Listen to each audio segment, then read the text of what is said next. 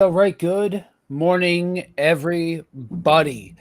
Y'all, last week I got a little lost. I went out to I took a trip to Denver, and on my way back, I got lost in COVID land, and took a quick pit stop for a little bit, but we're on the mend, and back at it. Very happy to be with you guys again. Thank you for the well wishes from you guys that reached out. I greatly appreciate it. Um, so the guys really held down the fort well. I just so happened to not be around on the week that they started talking about prophecy and all that sort of stuff. But jokes aside, it was a solid stream. Man, you guys really showed up in the comment section for that one, which was awesome to see. And so we are picking up where the guys left off last week, with the next installment of Days of Our Lives Patriarch edition, back in time, just in time for the family drama of the Patriarchs, where we are going to see a bit of a family reunion. And so, as we dig into the scriptures, just a quick reminder that we really greatly appreciate it when you share this thing around, because we do this for you. We dig into the scriptures. We are in the midst of demystifying the Old Testament, walking through the patriarchs, because we have seen a mighty need to help folks be able to approach this section of scripture well, and be able to do so without trepidation and all of that sort of stuff. So share with a friend. If there's somebody that is into this sort of thing, share it with them. Somebody who needs this sort of thing, share it with them. Just send out a random text message with the link to people. That's fine too. Whatever. And remember that the comment section is open. The gimmick down in the bottom. Chime in below wherever you are tuning in, because it gives us an idea of where to dig in and all of that sort of stuff. So and just even if it's just to say hi. So we're trying out something new, or at least I am. I'm trying a different browser. And so if pop-ups become distracting, I will switch back to the last browser, or to the regular browser that I use. But um, let's see here. We are going to watcha. There we are. Whoop. Anton, come with me. I see you on the side, but I don't see you. Oh, hello. Little bit of technical difficulties. Give me just 1 second. Never had that one happen before. All right. This. Why? That's so strange. Interesting. Yeah. Interesting is a word. Yeah. All right. Cool. There we go. We're not now we're not seeing anybody. All right, that's fine.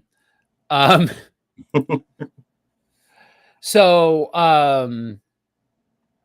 we are back at it again in Genesis. We are in Genesis 42, and we are going to be reading out of the ESV. If obviously, read out of whatever version that you would like, but we are in the ESV. I would really like to find out why that is a thing that is happening. That's so strange.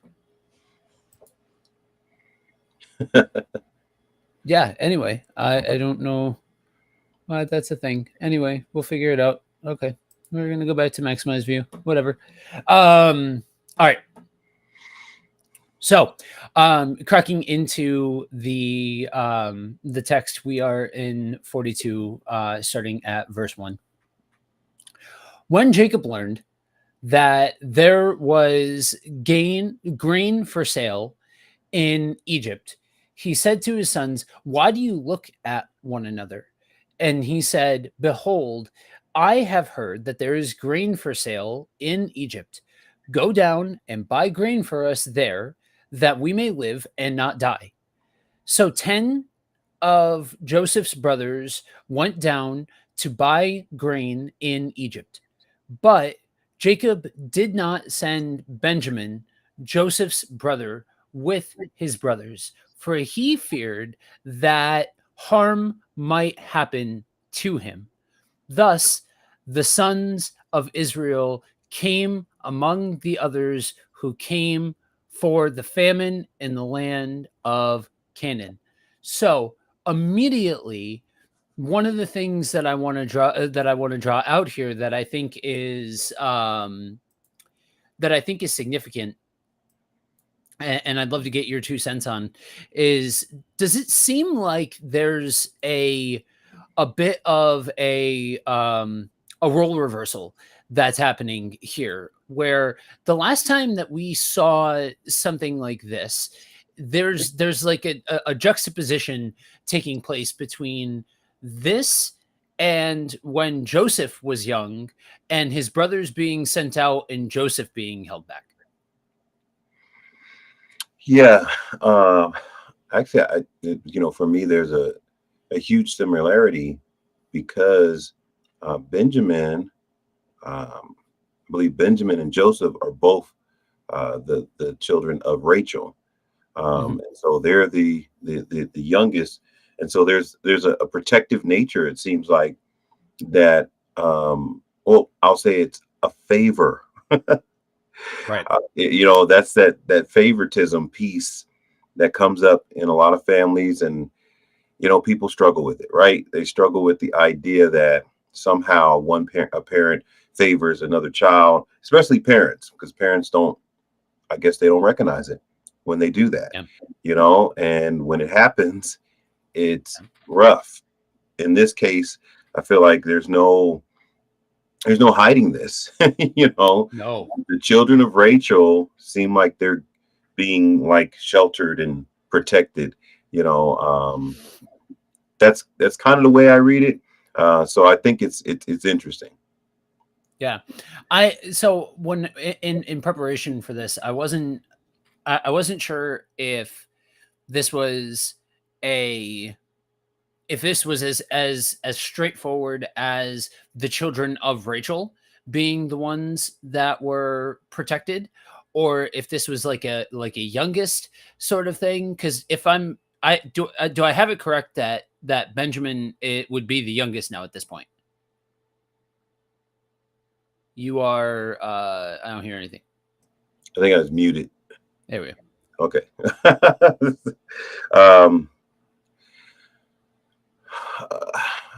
I don't actually know how to approach that. Kind of reframe that a little bit. If it has more to do with the parentage of the specific children or the age of the specific children. Yeah. So I think it's a parentage. That's right. From what we know and understand about Jacob and the way he doted on, Rachel. There's always this favoritism towards her and towards her children. Right. Yeah, I think that jumps off the page. Yeah. All right. So let's go ahead and crack back into it. Nope, we're still not even. Okay, cool. Awesome. There we go. All right. So, verse 6. Now Joseph was governor over the land. He was the one who sold to all the people of the land. And Joseph's brothers came and bowed themselves before their faces to the ground. Joseph saw his brothers and recognized them, but he treated them like strangers and spoke roughly with them. Where do you come from? He said. They said, from the land of Canaan to buy food. And Joseph recognized his brothers, but they did not recognize him. And Joseph remembered the dreams that he had dreamed of them. And he said to them, you are spies. You have come to see the nakedness of the land. They said to him, no, my lord, your servants have come to buy food. We are all sons of one man. We are honest men. Your servants have never been spies. So we are at a moment of realization for why are you not here? Anyway, I'm gonna stop messing with this. So we come to this moment of realization or realization of what of the whole dream sequence where the brothers would be coming to Joseph, and Joseph is now the one in charge, but they don't recognize who he is. And I always found that interesting because they didn't recognize, like, I other than the fact of the many years that passed and everything, all of that sort of stuff, I've always wondered if there's more to be read into the fact that Joseph recognized them, but they didn't recognize him, other than just conjecture based on, like I said, time passed or whatever. Yeah, I would think, though, it is conjecture to an extent, but while he's in Egypt, right, he's an Egyptian. He probably has the garb on. He might even have the makeup on. He probably looks very different. He might have shaved his head. I don't know. He probably looks totally different because he's probably dressed and carrying himself as an Egyptian.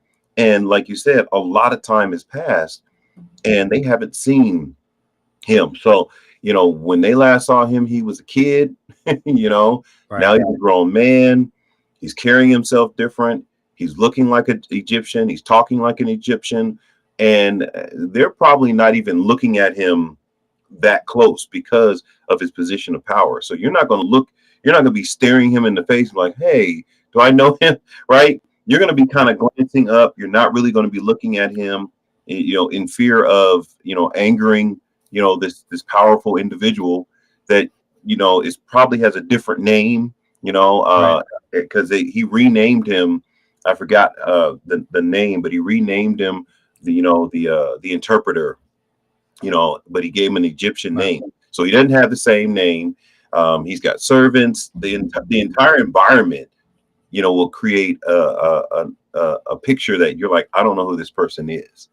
Right. Mm-hmm. So I think there's a lot going on. I think there is some conjecture, but I think you can do some educated, guessing, right, to a lot of reasons why they wouldn't know him. And that's why and to raise that exact point for the audience, there's power in wrestling a little bit with the text. And I ask some of the questions that I ask, hopefully for you guys, that you can feel a little bit more comfortable asking questions of the text, even though, like, some people would think to ask about the parentage thing. Other people wouldn't. Some people would ask about what he looks like. Other people wouldn't. And so just because it's conjecture, we use that word a lot just to classify, because there's stuff that's plainly in the text and there's stuff that's not. and we want to be authentic to the fact that we are talking about things that are not plainly in the text. They did not recognize him because XYZ is not to be found Right. in this. But that doesn't mean asking those questions doesn't automatically become a negative thing or an inappropriate thing. It's just a matter of being able to approach it in a way that recognizes the difference between the questions that you're asking and the and what's present in scripture. Because sometimes, like we've talked about on many occasions, um it's the scriptures are quiet about things that that they're quiet about for a reason, Right. you know. Right. So And when the Bible is silent, we want to do our best to stay silent, because I yeah. think that's how we create these strange doctrines and strange beliefs. And we'll take one little incident and then turn it into a situation where, you know, everybody's doing something, based upon, oh, well, it said this in Genesis. And so now I do this all the time. Like, well, I don't think that was the purpose of that passage. Right. And so it didn't tell you to do that, right? Like you said. And even here, we say conjecture because it doesn't explicitly say why they didn't recognize him. It just says they didn't recognize him. And so anything we say is kind of, conjecture or speculation, or, just trying to have conversation around the particular passage. And it's interesting. If we were in a Bible study, I would ask the question to those that are watching, like, hey, why do you think they didn't recognize him? What would be your reason looking at the passage? Why do you think Joseph's brothers did not recognize him? Because he recognized them pretty much right away. He kind of looked at them and said, oh, I know who this is. The same amount of time has passed for him, because there's another piece to this. And this is just, again, kind of pushing the envelope a little bit to stir the pot, is that he probably thought about them a whole lot more than they thought about him, Quite possibly, because he's thinking in his mind, what am I going to say if I ever see them again? I don't think I think they thought he was dead and he was gone and they were never going to see him again, and may have just moved on in their mind. Whereas he never moved on. He's thinking probably about one day seeing them again, because he already knows what the dream was about. He already knows that somehow we're supposed to come back together. They disregarded that. They threw him in a pit, sold him into slavery, got rid of him. And so there's a different approach to this. There's a different determination, right. between the two that kind of sets them apart. I do think it's interesting that specifically, like I was tracking right there with you, and then you pulled out specifically your reasoning caught my attention. You had said that the dream portion of it, and absolutely, I'm not disagreeing with you Right. specifically, but my mind specifically went to the familial aspect of it, because this is we've said this, and I made the crack at the beginning about Days of Our Lives Patriarch Edition Right. and all of that and all of the family Right. drama that's on display. But this is one of the most valuable aspects about this set of stories from Abraham on, is that it does not shy away from the complicated interpersonal and personality driven dynamics of the people that are involved. Just because these are the people that we are following, that God is using, that God has made a covenant with, all of those things, just because this is the family doesn't mean that they are free from nonsense and disorder Right. and all of that sort of stuff. And so I would think that there's room within the conversation to also add that I don't know, Joseph was done dirty by his brothers. Right. He was not perfect by any stretch of the imagination, but he was there's I would wonder if part of that is thinking about his brothers, because of like, if I ever see them again, what am I gonna do, sort of thing. Right. But to your credit, I think with the time past aspect of it, you figure probably a whole lot less has changed for them in their mode of being, style of life, Right. style of dress, way of presenting themselves, the whole nine yards. A lot less has changed for them than for Joseph. So it would stand to reason that they would look a lot more similar, aged in comparison, but definitely more similar than Joseph would have in comparison. Yeah, I agree. So I would raise the question to you guys watching, like Ant said, why do you think that Joseph recognized them, but they didn't recognize him? But also on top of it, do you guys watching see a bit of Jacob in Joseph here when we read this bit about he recognized them but didn't tell them that he recognized them, and spoke harshly with him? And we're going to see that unfold here in the next several verses and in this chapter and all of that.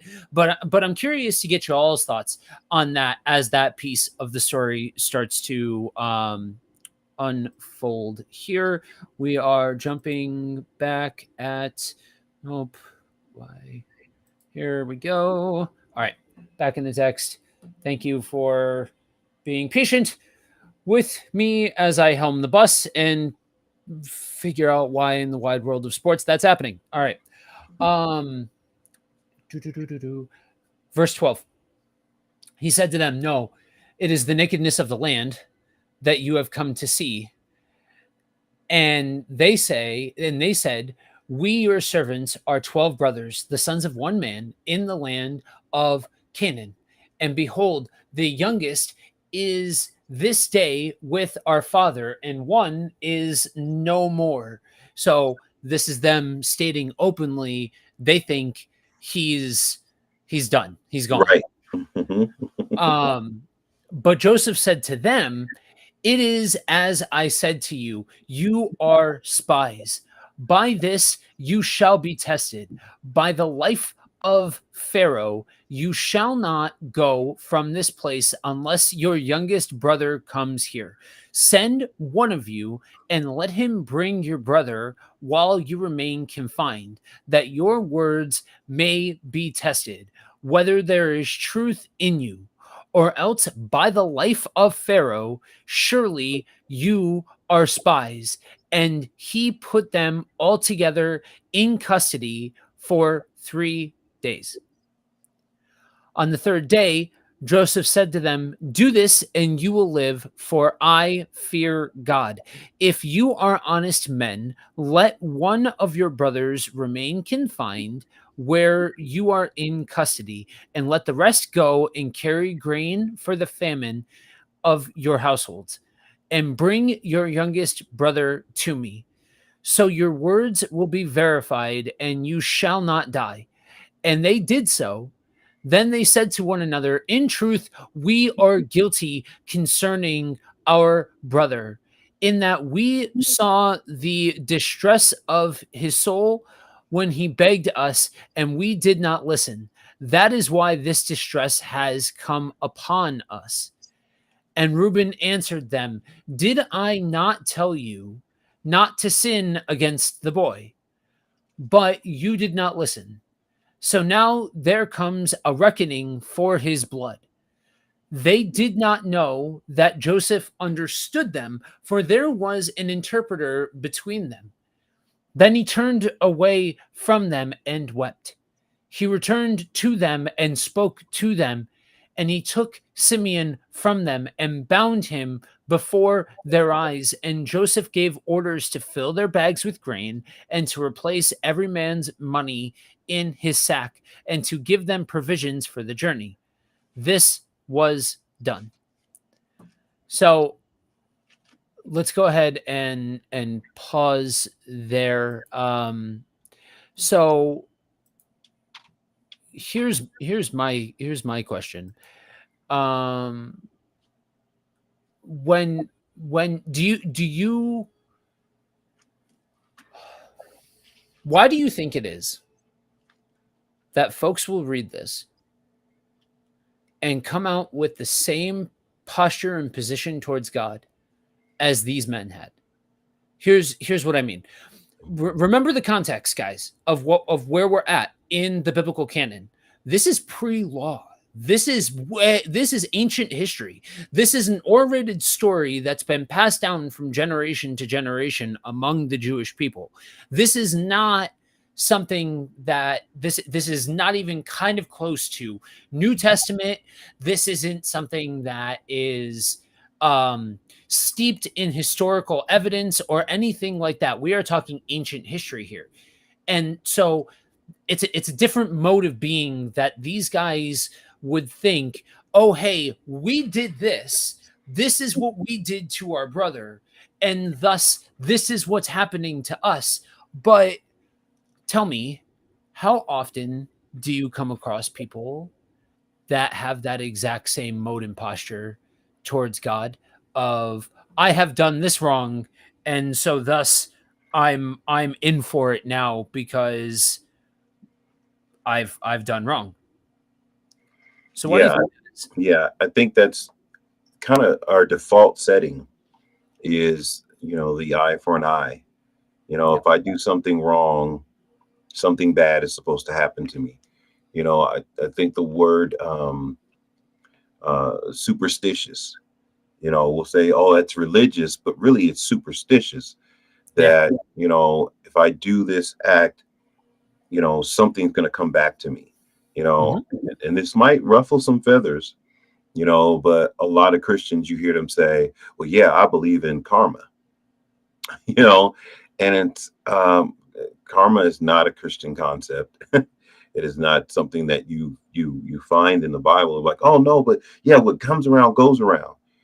Yeah, I get where you're going with that, but a, a lot of times things don't happen that way. I think that's why there's passages in the Bible that says, well, why are the good prospering? I mean, why are the evil prospering and the good suffering? Right. And so if things like that are happening, then that's not actually what's going on.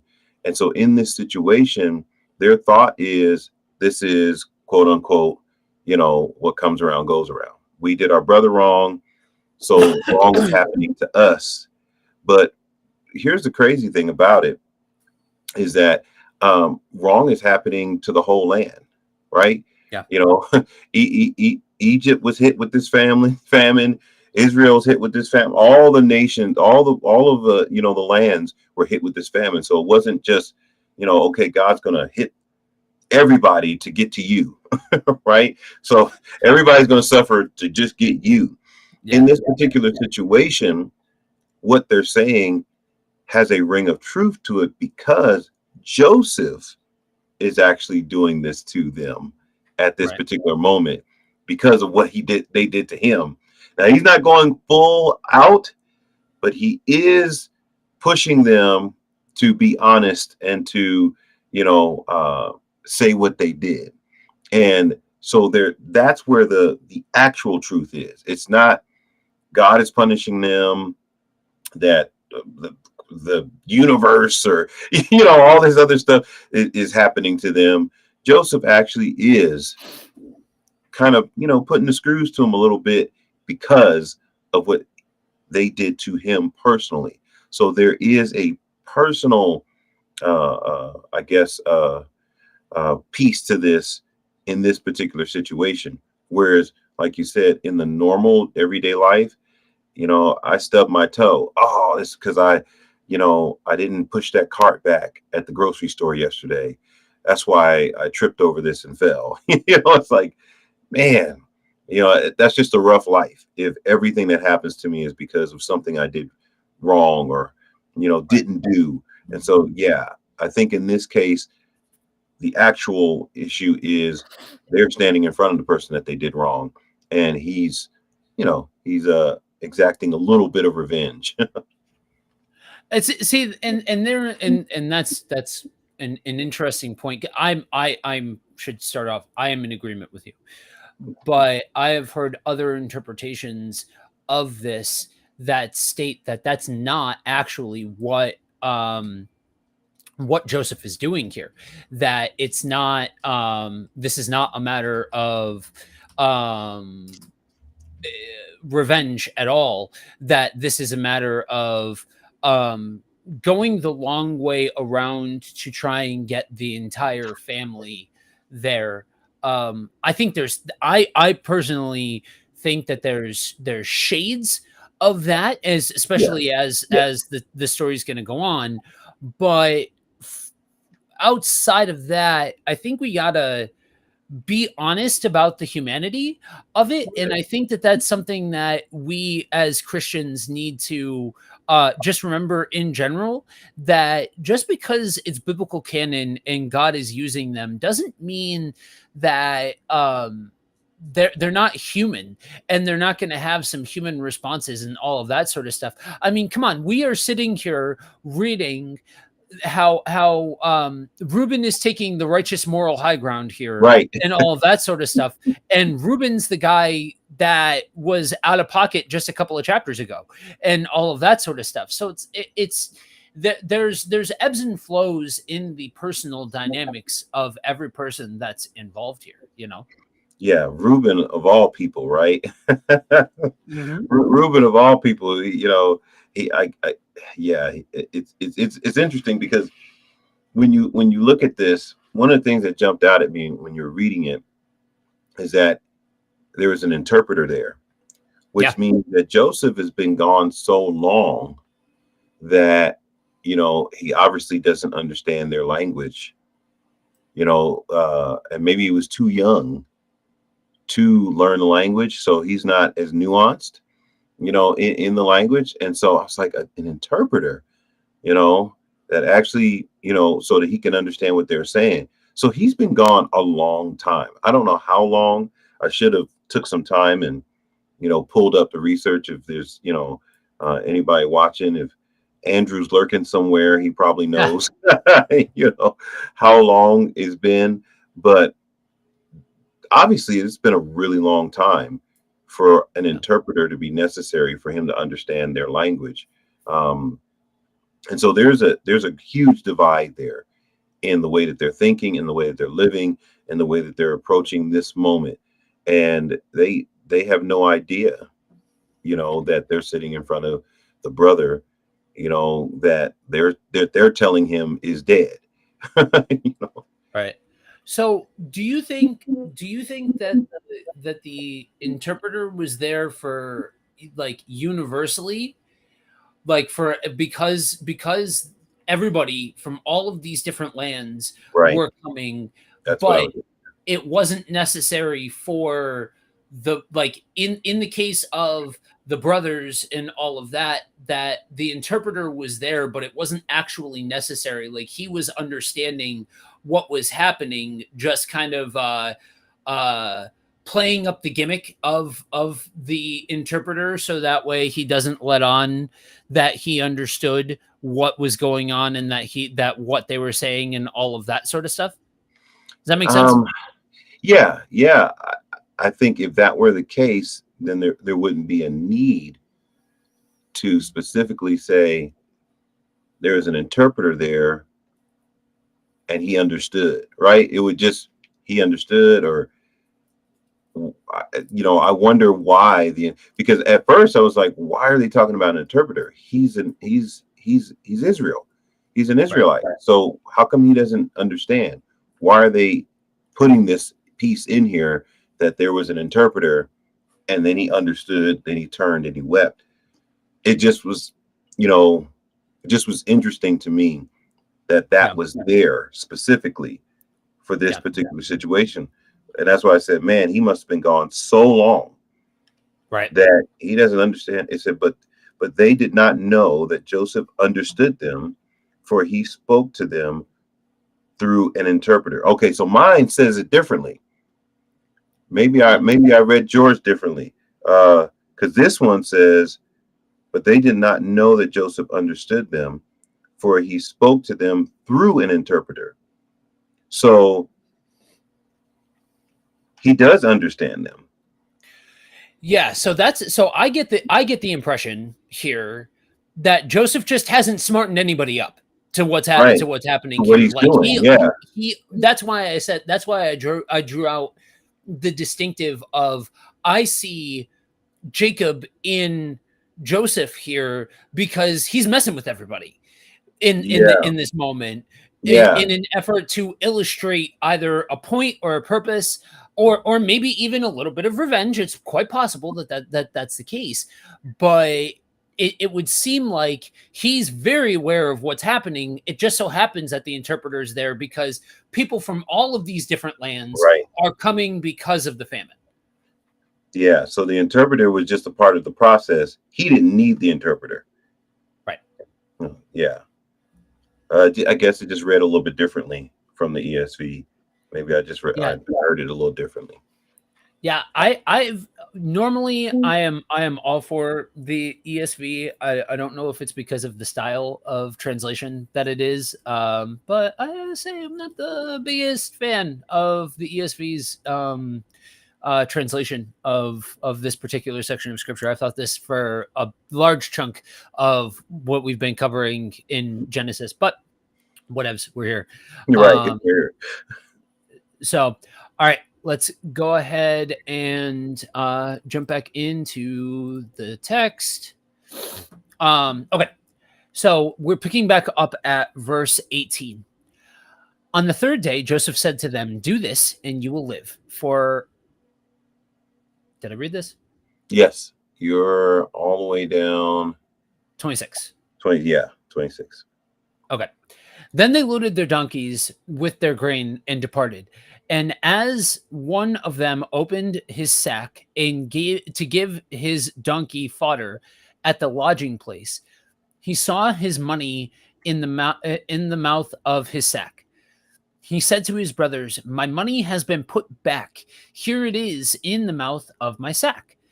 At this, their hearts failed them, and they turned trembling to one another, saying, "What is this that God has done to us?"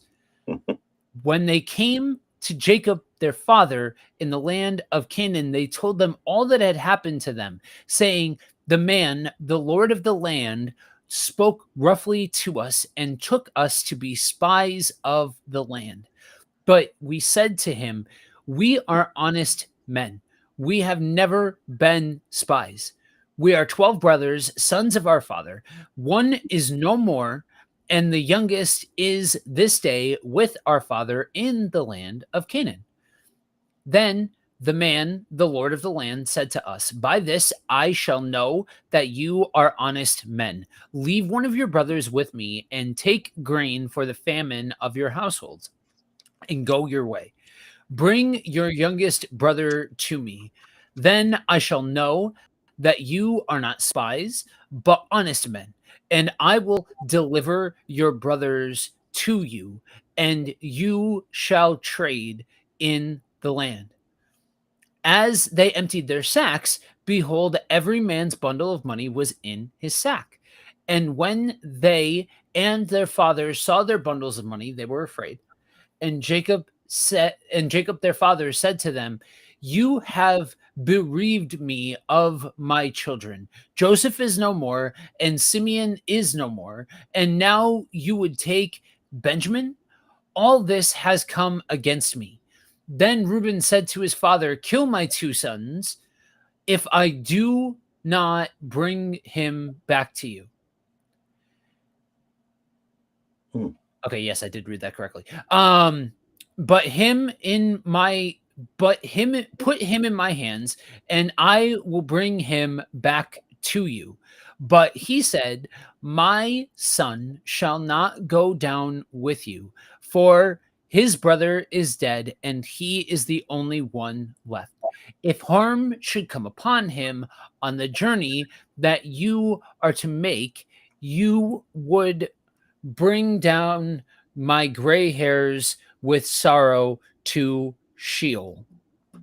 So I think your hypothesis has been has been proven that this has more to do with parentage than with anything else. Do you think spies were a big problem in the land? Like we keep hearing this reference, and Yeah. obviously nobody bats an eye when he starts accusing people of being spies and all of that sort of stuff. So that would dictate that spies were a commonplace in the land. Yeah. Yeah, and they were a big deal because spies, they're checking to see if the other country is strong, right? Right. Let's see what's going on over there. Go back and report back, and maybe we attack. Maybe we, and so that's a Right. big deal because, like you said, even going forward, that's what Israel did when they went into the land. They sent spies out into the land. Every Yeah.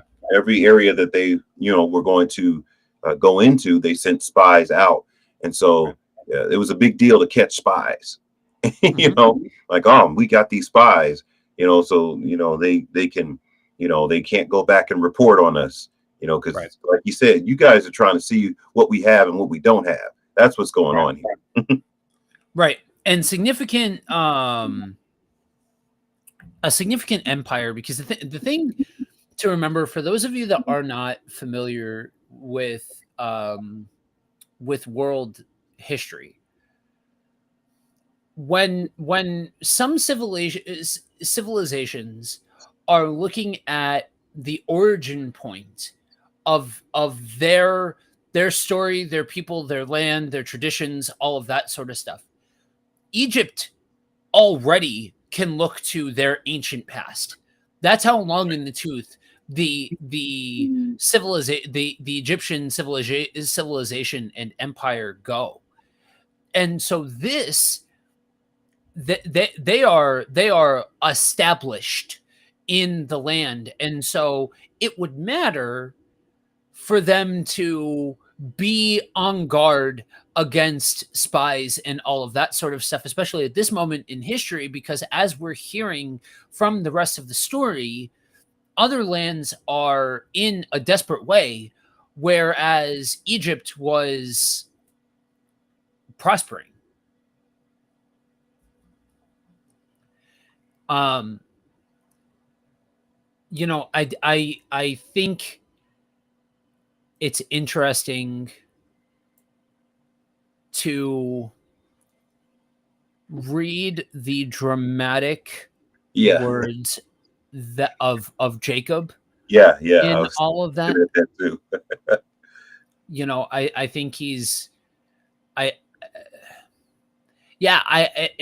it's interesting because you don't want to go too far into reading your own perspective into it, but how do you not recognize the fact that he is so very openly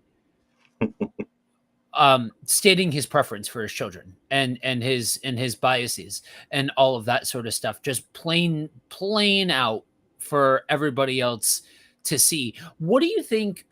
What do you make in the midst of all that, though? It would seem like Reuben's stepping up. Do you think it's just a maturity thing that's happening there? That it's just like he's becoming older, he's like stepping up sort of deal, or do you think he's trying to make recompense for what has happened? Yeah, I think it's all of that. I think it's all of that, all of the above, right? He's older. He understands, the pain that he's caused and what's going on here. And as an older brother, feels compelled that, what, I gotta take care of this. I gotta step up. I gotta step to the plate and get something done. But back to your original point, the drama here, he says Simeon is no more. Like, that's not true. It's like It's like you're gonna see him again. I mean, I don't know. It doesn't say that he killed Simeon. It just said that he kept him there to make sure you guys were being honest, right? Yeah. But he's like, Joseph's gone, so Joseph's no more, Simeon's no more, and now you want to take Benjamin. It's Right. like, oh man, he is like super over the top. Yeah. I mean, I and that's just like you said, perspective, you know. Right. And but I think that's relevant because I think we're seeing that I think there's a very clear argument to be made in the text that Jacob's perspective is that things are against him now. God's Yeah, favor is against him now. yeah, The world is against him now. And now because of something, his sons are dying. And maybe it's a little bit of hysterics, maybe it's a little bit of Jacob's over the top nature, whatever. I don't that part of it is firmly in the camp of conjecture, but it would seem like that's the posture that he is approaching God from. And the thing that I feel compelled, just I should have said this before in our last pull away from the text, but I'm going to throw it in here. Um, this idea of a karmic approach to God, that instant karma sort of yeah. idea, that that's not how karma works. Like I'm speaking from the actual religious belief of karma. That's not how that works. That's not how It's it not works. instant karma. It's a lifetime based thing. It's a whole picture based thing. Not I did something wrong, so my car breaks down, Right, sort of thing. right, right. Absolutely. You know, I agree with you 100%. There's a piece here, you know, that we're looking at, where he goes on again, like you said, Reuben stepping up, and it's almost like Reuben in this moment is even trying to cover up for the original action, right? Because if he goes and he takes care of this, nobody asks, about Joseph, Right. because that's really what I think that's part of it, right? Like you said, maturity, him trying to step up, but I think he's also trying to make sure it doesn't get out, you know, what happened, because they just confess to the Lord of the land, which they don't know is Joseph, that, yeah, we mistreated our brother, right? We Right. did this. And so if his dad goes there, right? If his dad comes, what if the second in command tells him, hey, your sons did this, this, and this. So he's like, look, I'll take care of it. Let me go. And it's almost like he's still working an angle as well. So there's a lot going on here, Right. in Joseph's story.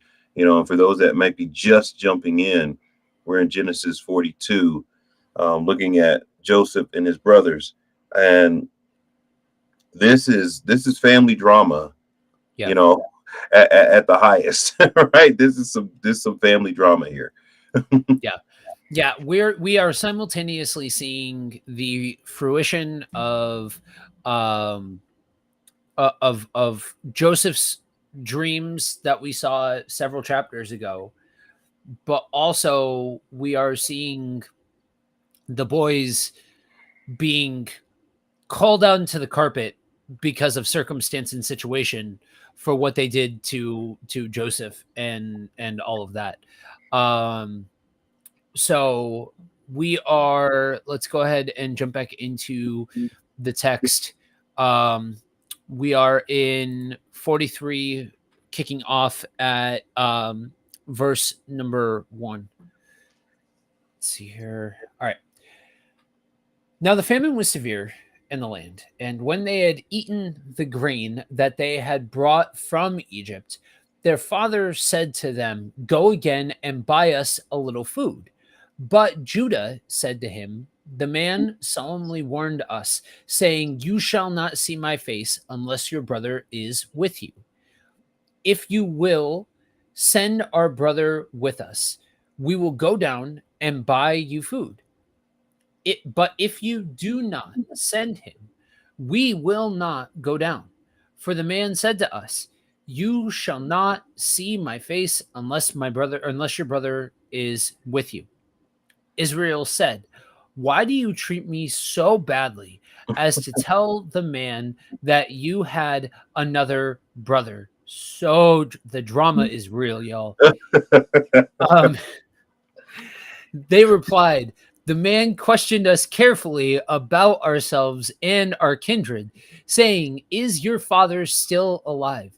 Do you have another brother?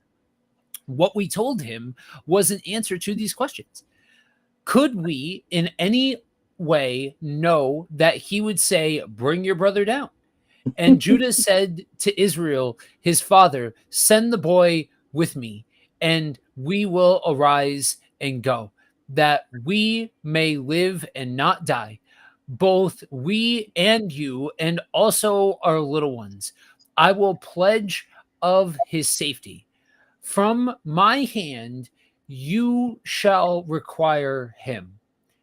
If I do not bring him back to you and set him before you, then let me bear the blame forever. So now, for those keeping track at home, that's two brothers who have taken up responsibility of woe to me if this doesn't happen right. So that's two brothers that have done this now. If we had not delayed, we would now have returned twice. Then their father Israel said to them, if it must be so, then do this. Take some of the choice fruits of the land in your bags and carry a present down to the man, a little balm and a little honey, gum, myrrh, pistachio nuts, and almonds. Take double the money with you. Carry back with you the money that was returned in the mouth of your sacks. Perhaps it was an oversight.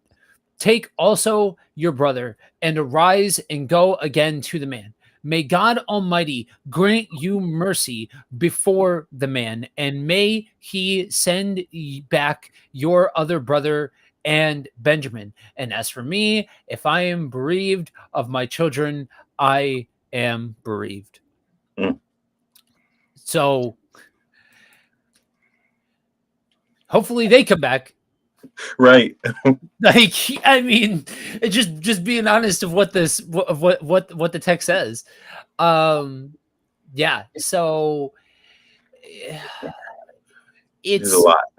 there's a lot there.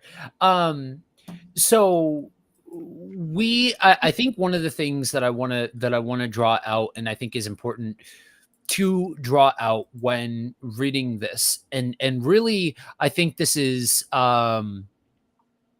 true of several points of the text, that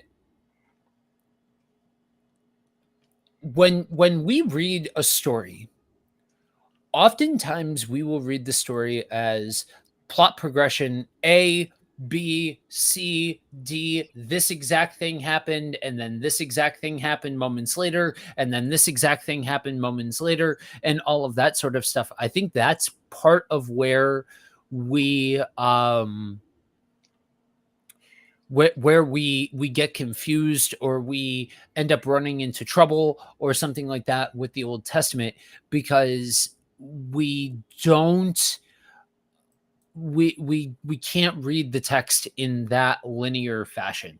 We need to realize that there is room in there for some time jumps and all of that sort of stuff. Yeah. Especially in this situation, there's, we don't know how long, because once he said no, Joseph is gone, Simeon's gone, you want to take Benjamin, it goes into chapter 43.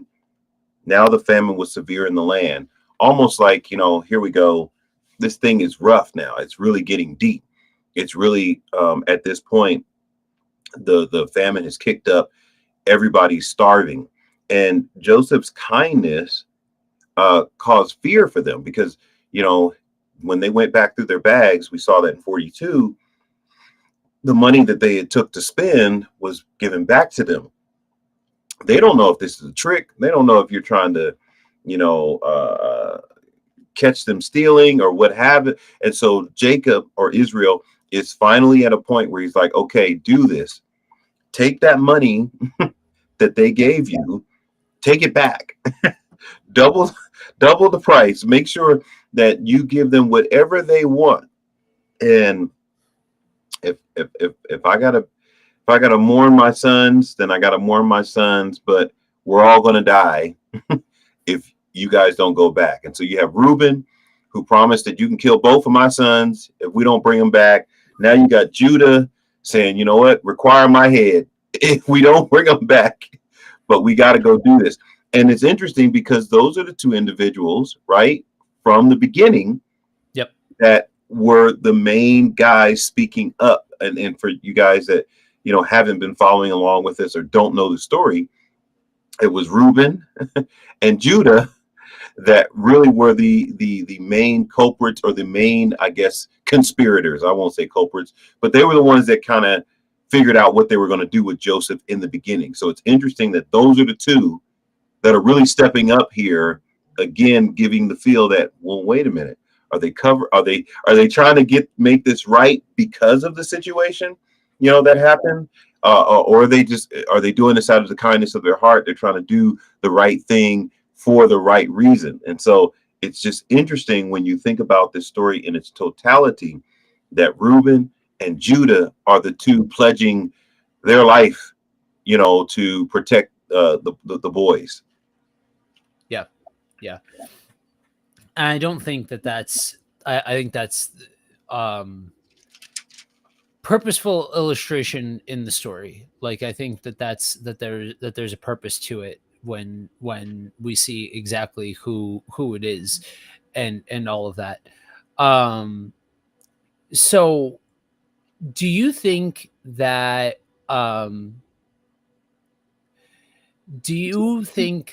at this point Jacob is just being dramatic, or do you think he actually thinks that folks like that his brothers are dead, or his sons are dead? I think he's preparing himself for the worst.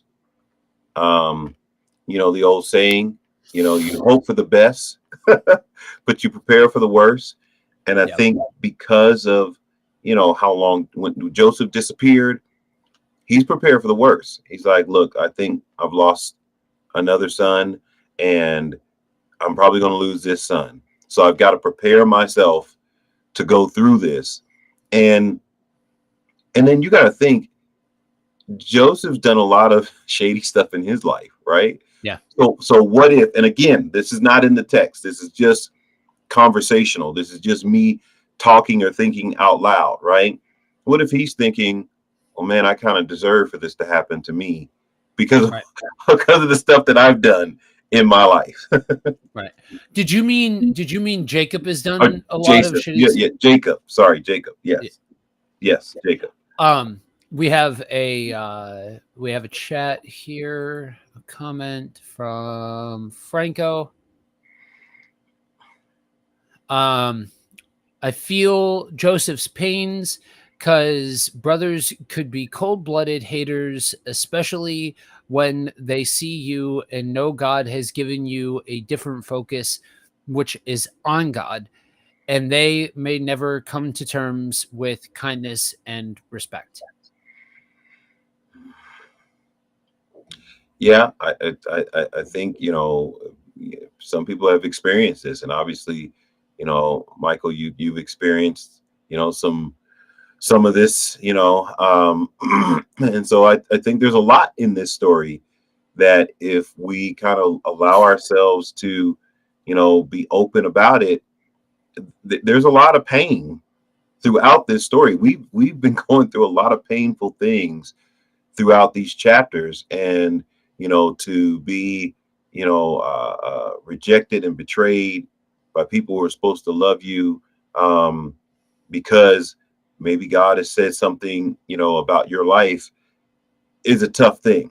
And so, yeah, that's pretty heavy. Yeah.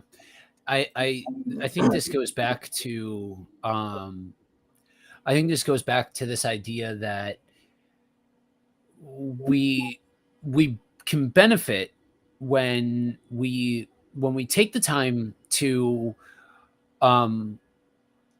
take in the story of it rather than trying to nitpick every single portion of it out, especially in this section where this is not steeped in historicity, that it's rife for multiple interpretations.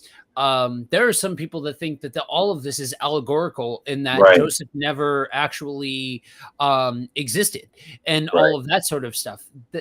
So when approaching this story, I personally am of the opinion that this is one of the sections of scripture that are the most beautiful when we take time to allow for those story beats, because even though this isn't as straightforward as, Michael, your brother sold you into slavery and whatever, Right.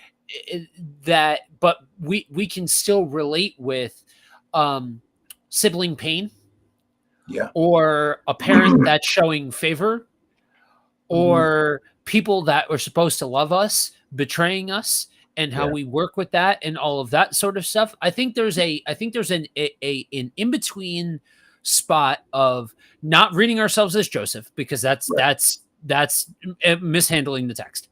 Not reading yourself as Jacob, that's mishandling the text. Don't read yourself as a character of the story in a very specific sense, but taking the thematic points and understanding that humans have been human since the dawn of time, Right.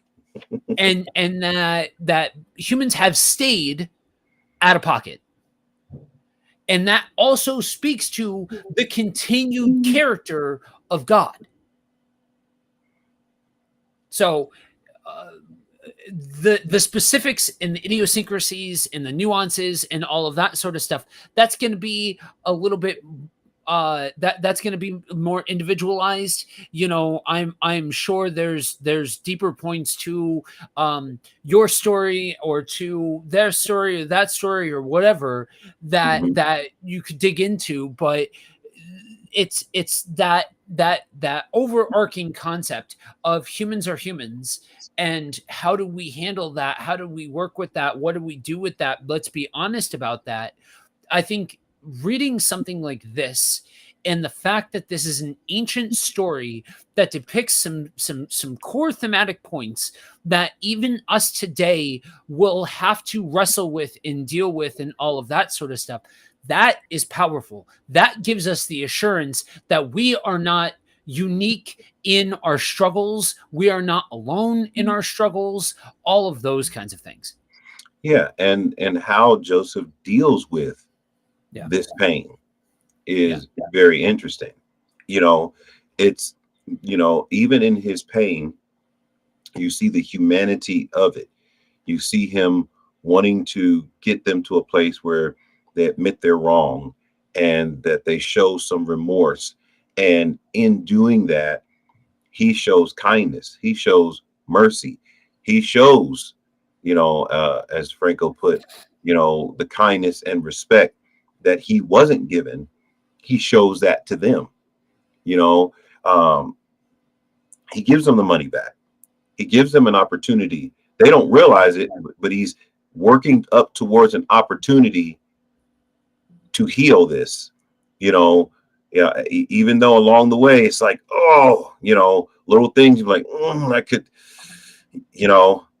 putting them in the cell for 3 days, like that's very minimal, right? But like you were saying, Joe, there's an ultimate goal in this. Yes, they're suffering a little bit through this, right? But they're not suffering like they could. He's not doing what he could do. There's only one person in the land that is higher than him. Right. And that's Pharaoh. So if he wanted to, he could really put the screws to them. I think he's doing the minimal. That's why I say, it's a little putting the screws to him. It's not full revenge, but he's letting them know that, hey, you did somebody wrong and you need to feel this a little bit in order to get them to the place where they do humble out, so to speak, and come back differently. And so I think even the way Joseph is handling this, can we relate to that? Because we can relate to Joseph's pain, but can we relate to Joseph's process here of, bringing about redemption to this? Because he understands that there's something bigger afoot than just their relationship. You raise an interesting point there. That idea of do you think, and again, conjecture, but do you think part of Joseph's motive is born out of a place of, you need to walk through this a little bit. You need to go through these paces a little bit in order to become humbled, or for there to be reconciliation or something along those lines, that this is part of this is you kind of have to go through fire a little bit in order to get forged a bit into something new. Yeah. And like you said, this is just us talking. It's not explicit, right? In the text, for anybody listening, we're not saying that this is exactly what's going on, but this is a thought. I think that it very well could be a valid thought process. The text doesn't explicitly say this, for it or against it, but within this process, he does, they do, spend some time in a prison type situation, a lockup situation for 3 days. The brother is being held, almost like a ransom, which is hard on them. And you see the father, Jacob or Israel, he's tortured by what's going on here, and so when this comes together, and we'll see that later on, there's going to be a difference in how they approach him, especially when they realize that it is him, So yeah, I think it's a part of the process. Do I dare say, yes, he's intentionally doing that? I don't know. I can't say that he is, but I can say that there is that feature here that they're having to walk through just a little bit, of what he's experienced as they go forward in this process. Yeah. Interesting. Because to me, that's the more my personality type. That's the more interesting thing to dig into than the numerology of it all. Well, 3 days. Well, that's a foreshadowing for Christ being in the tomb for 3 days, and 3 means this, and all of that sort of stuff. I'm like, that's a stretch, and that's being charitable. So, but anyway, all right, let's go ahead and crack back into it. All right. So picking back up, chapter 43, verse 15. So the men took this present, and they took double the money with them and Benjamin. They arose and went down to Egypt and stood before Joseph. Another point to make, just to keep it in reference, they didn't jump in their truck and drive down to Egypt. They didn't. This is traveling. This is on foot. This is on, this is traveling on with animals and people and that sort of thing. So when we're thinking about the time frame and how the time frame of all of this works out, this isn't just a day's drive sort of thing. So just throwing that out there. When Joseph saw Benjamin with them, he said to the steward of his house, "Bring the men into the house and slaughter an animal and make ready, for the men are to dine with me at noon." And the man did as Joseph told him and brought the men to Joseph's house. And the men were afraid because they were brought to Joseph's house. And they said, "It is because of the money which was replaced in our sacks the first time that we are brought in, so that we so that he may assault us and fall upon us and make us servants and seize our donkeys. So they went up to the steward of Joseph's house and spoke with him at the door of the house and said, "Oh, my lord, we came down the first time to buy food. And when we came to the lodging place, we opened our sacks, and there was each man's money in the mouth of his sack, our money in full weight. So we brought it again with us, and we have brought other money down with us to buy food. We do not know who put our money in our sacks." He replied, "Peace to you, do not be afraid. Your God and the God of your father has put treasure in your sacks for you. I received your money." Then he brought Simeon out to them.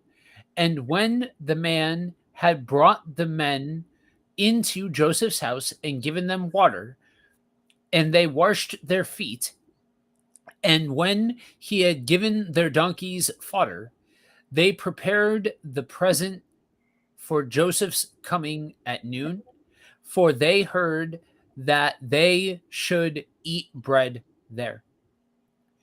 When Joseph came home, they brought into the house with him the present that they had with them and bowed down to him on the ground. There it is, guys. And he inquired about their welfare and said, "Is your father well? The old man of whom you spoke, is he still alive?" They said, "Your servant, our father, is well. He is alive."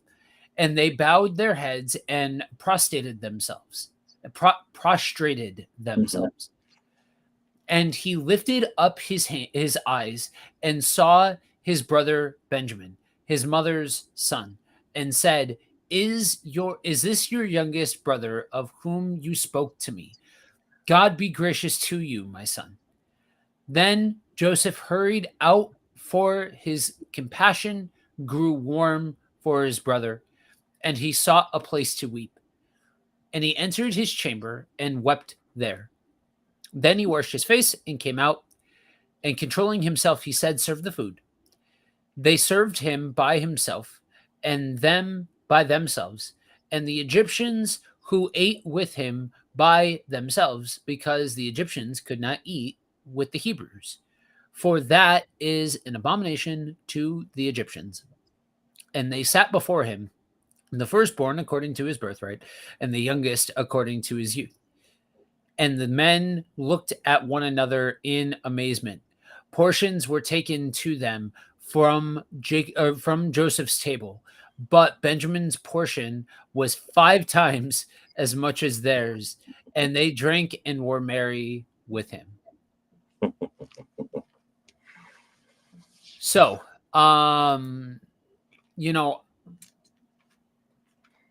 with all of this, one of the things that I think, there's a couple of things that stand out when considering this. I think it's interesting how the way that Joseph is being portrayed here is very attuned with his emotions. Mm-hmm. You know what I mean? Like very open to this idea of I am this is a man that realizes the gravity of the situation and isn't afraid to show the emotion of the moment. Yeah, he's totally overwhelmed with this moment because it's something that, number one, is starting to fulfill the dream, right? But number two, something that most likely he thought could never happen because of all that he had been through, right? When you think about his road here, to be sitting here in this position, to be seeing his mother's son, his youngest brother, right? And to be there with all the brothers, and to know that his father is alive and okay, and it's like but not giving himself away. Right. This moment is incredibly emotional for him because, in all actuality, there had to be moments and times. And again, this is conjecture, right? The text doesn't record any of this, but just thinking, there had to be times where he thought that this would never happen, that he would never see them again, that they would never come back together again, and that what had been done to him, and it's interesting because you would think this would be the moment where he spring the trap, right? I got them all here because they're thinking it, right? It's interesting when you know that you've done, this stuff. You're thinking, man, that the shoe's going to drop. This is it right here. This is the big moment. This is the big reveal to my ultimate demise, right? And it's not happening. Right. As a matter of fact, it's just the opposite. You're being shown kindness and favor and love, and you're being taken care of, and it's overwhelming. And for the person doing it, it's overwhelming for them to be able to show this kind of kindness. And I don't know, those that might be watching, I don't know if you've ever experienced that, where you were able to show someone kindness who wronged you, and it hit you so hard that the emotion that you had wasn't about anger. It was like, wow, this is incredible that I'm able to love on this person, that I'm able to be good to this person, that I'm able to, restore or repair. Oh man, it can overwhelm you to be that person, because a lot of us don't know if we can do it, right? I don't know if you ever thought like, man, this person, I don't know what'll happen if I actually see them, based upon the way that they treated me, but it was a person that I care for and I desired to love that person, but I don't know how I'm going to respond, right? So I just think it's interesting watching this. There's a lot of emotion freely being, shown here to us in the text. His brothers aren't seeing it, but we're seeing it. Right. Exactly. Willie G is in the chat. Very. Good morning. I've been there more times than I can count. Yeah. I think there's power in looking at honestly the realities of just the juxtaposition of what the brothers thought was happening and what was actually happening. Right. Now I'm real curious what I would love to have gotten in that moment of, he had said that, give them 5 times the portion, and it says that they ate and they drank and they were merry and all of that sort of stuff.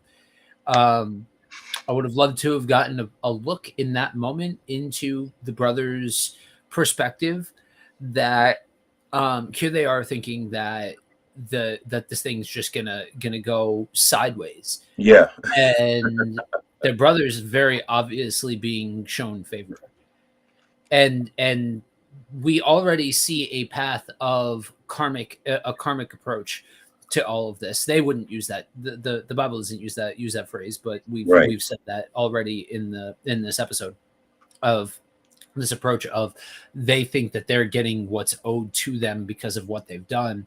And then, Benjamin's the innocent one and all of that sort of stuff. So these things aren't happening to him. It very well could just be that straightforward, but it would be interesting to get that human perspective in all of this, because that's literally the basis of this entire story, is that human perspective and what that looking at that human level of these interpersonal dynamics and all of that sort of stuff. Franco is back. The brothers sold him out intentionally. Why? Intentionally lying, hoping that separation was meant to be permanent. And even in Joseph's anger or sadness, he gave from his heart, his life, and energy. To be a man of mercy takes humility and not feeling like an idiot. Mm. Yeah, yeah. Yeah. I mean, it. You're not wrong. It does take humility to have to be merciful in that moment where the human side says, stone him, do it, like throw him in jail, do whatever. Especially because, like, just taking the perspective of this moment, this is a guy who has, sometimes I think the unspoken aspect of all of this is there's a powerlessness Right. that can be felt, that I don't have the means to be able to do this. That's why I don't do this. Right. This is a guy who can do all of this and more. Right. He could set these guys up to be spies. He could set these guys up to be enemies of the land, and the whole 9 yards. And next thing you know, all the brothers are dead without a second thought. But that's not what we see. And even if he is putting the screws to him a little bit, even if he is messing with them a little bit, even if he is, doing these things either from if there's any, even if there is any part of him that is doing this as a needling a bit back, there's still this, that when push comes to shove, this posture of making sure that you have what you need, like Yeah. not charging them for the food, Right. giving them provisions for the trip back, and all of those kinds of things. And this is part of why it's so important when we talk about demystifying the Old Testament. This concept of, do not fall into the trap of conceiving of Old Testament God in parallel to New Testament Jesus, or in opposition to New Testament Jesus, or trying to derive some kind of narrative that says that things, like God was harsh and angry and all of those kinds of things, and like this was the way of doing things back then, that was merciless and all of that sort of stuff, and that there was a different image of what it meant to live by God's best in the Old Testament, in relation to the Sermon on the Mount, in relation to the teachings of Jesus and all of that sort of stuff. Because right here, right now, flawed, imperfect, through the lens of humanity, we are seeing a depiction of what mercy looks like, Mhm. and what love looks like. Yeah. Yeah. And as you're viewing this, I think it challenges us. Right. You know, it challenges us to say, do we have the ability to forgive? Mhm. Because they did to Joseph, man, they did him dirty. To use a modern terminology, they did Yeah. him pretty dirty. And his the level of how bad they did him, he's meeting that level with kindness.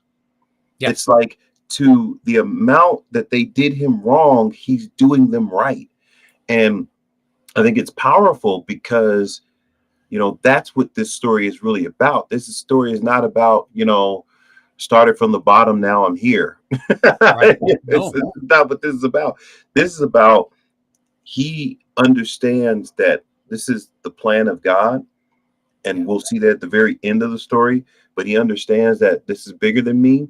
And so Joseph has maintained a level of humility and servitude and character throughout this process that is amazing, Yeah. but he's shown fear, he's shown hurt, He's shown emotion. It's like, okay, so he hasn't been Superman. He hasn't been the Man of Steel through this, right? He has been human, and I love the human aspect of this. You know, if this was depicted in a movie, right? Because this, like, I mean, really depicted to the point where you got to really see his emotion, you know, after reading through this so intently on the things that he suffered through. This might be the part in the movie where everybody's kind of, oh man, everybody might be taken to that particular point, if written well. And so I think at this point, forgiveness, redemption, love, kindness, meekness, gentleness, so all, the fruit of the spirit, even though that's not present in this text, you see all of those things happening here through Joseph. Right. Joseph, he's giving an incredible example, a high example. He's setting the bar high for all of us, that, man, this is how we don't avenge ourselves, but we give place to wrath. We say, Lord, if you're going to avenge, you avenge them, but I'm going to, if my enemy hungers, I'm going to feed them. If they're thirsty, I'm going to give them to drink. I'm going to take care of them. And like you said, and this last thing, Franco talked about not feeling like an idiot. Yeah. He could have easily felt used, right? Yep. Used and abused, but he doesn't feel that way. No. He feels like he's doing the right thing. And, I pray that our hearts would be shaped in that way from reading this story. Yeah, for sure.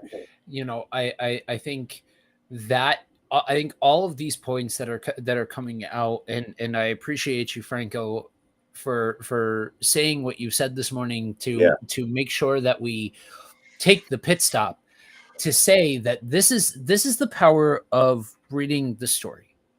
This is the power of taking in the story rather than trying to pull and chop up and grab every single solitary. What does this mean? What does that mean? What does this mean? What does that mean? But taking the big picture perspective, these are the kinds of things that you can see very clearly in the text. So appreciate you, Franco. All right. Let's go ahead and crack back into it. We are kicking off chapter 44, and we are starting off with verse 1. And again, we're reading out of the ESV here, but if you did not catch it earlier, there was a difference in translation where a point came out of, so feel free to come with whatever translation that you've got. All right. Then he commanded the steward of his house, fill the men's sacks with food, as much as they can carry, and put each man's money in the mouth of the sack, and put my cup, the silver cup, in the mouth of the sack of the youngest, with his money for the grain. And he did as Joseph told him. As soon as morning was light, the men were sent away with their donkeys. They had gone only a short distance from the city. Now Joseph said to his steward, "Up, follow after the men, and when you overtake them, say to them, why have you repaid evil for good? Is it not from this that my Lord drinks, and by this that he practices divination? You have done evil in doing this." Then he overtook them, and he spoke with them these words. They said to him, "Why does my Lord speak such words as these? Far be it from your servants to do such a thing. Behold, the money we have found in the mouths of our sacks, and we brought back to you from the land of Canaan. How then could we steal silver or gold from your Lord's house? Whichever your servants is found with it shall die. and we also will be your Lord's servants. He said, let it be as you say. He who is found with it shall be my servant, and the rest of you shall be innocent. Then each man quickly lowered his sack to the ground, and each man opened his sack. And he searched, and beginning with the eldest and ending with the youngest. And the cup was found in Benjamin's sack. Then they tore their clothes, and every man loaded his donkey, and they returned to the city. So Joseph kind of set him up here. Then Judah and his brothers came to Joseph's house. He was still there. They fell before him to the ground. Joseph said to them, what deed is this that you have done? Do you not know that a man like me can indeed practice divination? And Judah said, what shall we say to my Lord? What shall we speak? Or how can we clear ourselves? God has found out the guilt of your servants. Behold, we are my Lord's servants. Both we and he also, in whose hand the cup has been found. But he said, far be it from me that I should do so. Only the man whose hand the cup was found shall be my servant. But as for you, go up in peace to your father. Then Jacob went up to him and said, O my Lord, please let your servant speak a word in my Lord's ears, and let not your anger burn against your servant, for you are like Pharaoh himself. My Lord asked his servants, saying, have you a father or a brother? And we said to my Lord, we have a father, an old man, and a young brother, the child of his old age. His brother is dead, and he alone is left of his mother's children, and his father loves him. Then you said to your servants, bring him down to me, that I may set my eyes on him. We said to my Lord, the boy cannot leave his father, for if he should leave his father would die. Apparently the dramatics are hereditary. Then you said to your servants, unless your youngest brother comes down to you, you shall not see my face.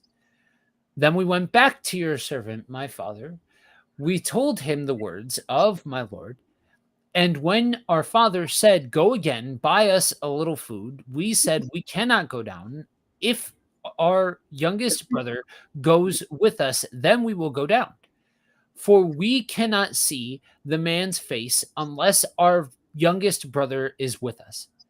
Then your servant, my father, said to us, you know that my wife bore me 2 sons. One left me, and one said, surely he has been torn to pieces. And I have never seen him since. If you take this one also from me, and harm happens to him, you will bring down my gray hairs in evil to Sheol.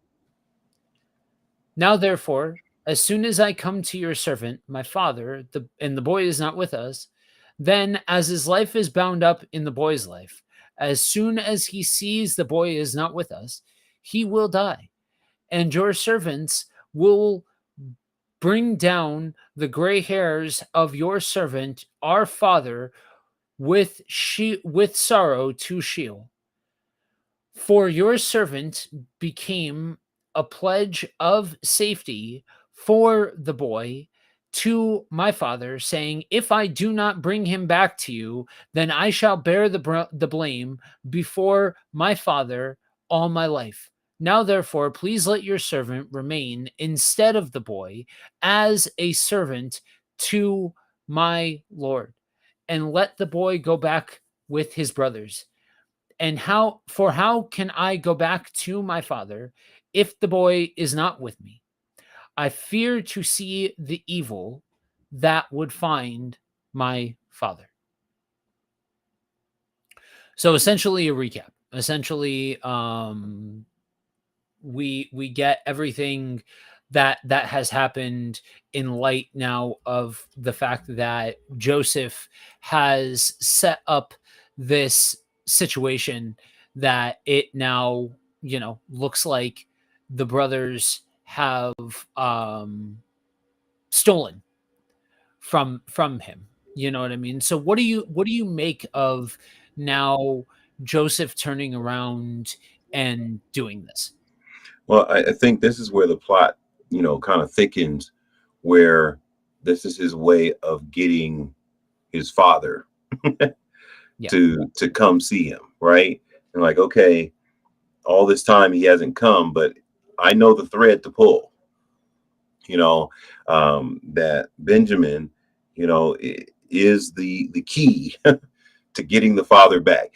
He's going to have to come now, Right. because if I take Benjamin, and they're pleading, they're like, please don't do this. Out of Yeah. all of us, don't take him. If there's anyone, my father, he's going to die. He's going to just Mhm. keel over. He'll never make it. He'll be no more good. And so I think it's interesting, that this is the one. Like you said, the drama is hereditary. It's been Yeah. passed on. Everybody's got it. Everybody's learned that these two boys, and now this one, he's the only one left. If he goes, this thing is sunk. This thing is over with. And so I think it's interesting, the emphasis on, yeah, everybody seems to be aware of this favoritism, and they're not showing any ill towards it, but they've kind of accepted it, that this is the reality. So I think that is interesting. Yeah. I think that I also think it's interesting that we are seeing different language used for the fate of Benjamin versus the fate of Joseph, because I think we're still working around the lie that the brothers fed to Jacob, that they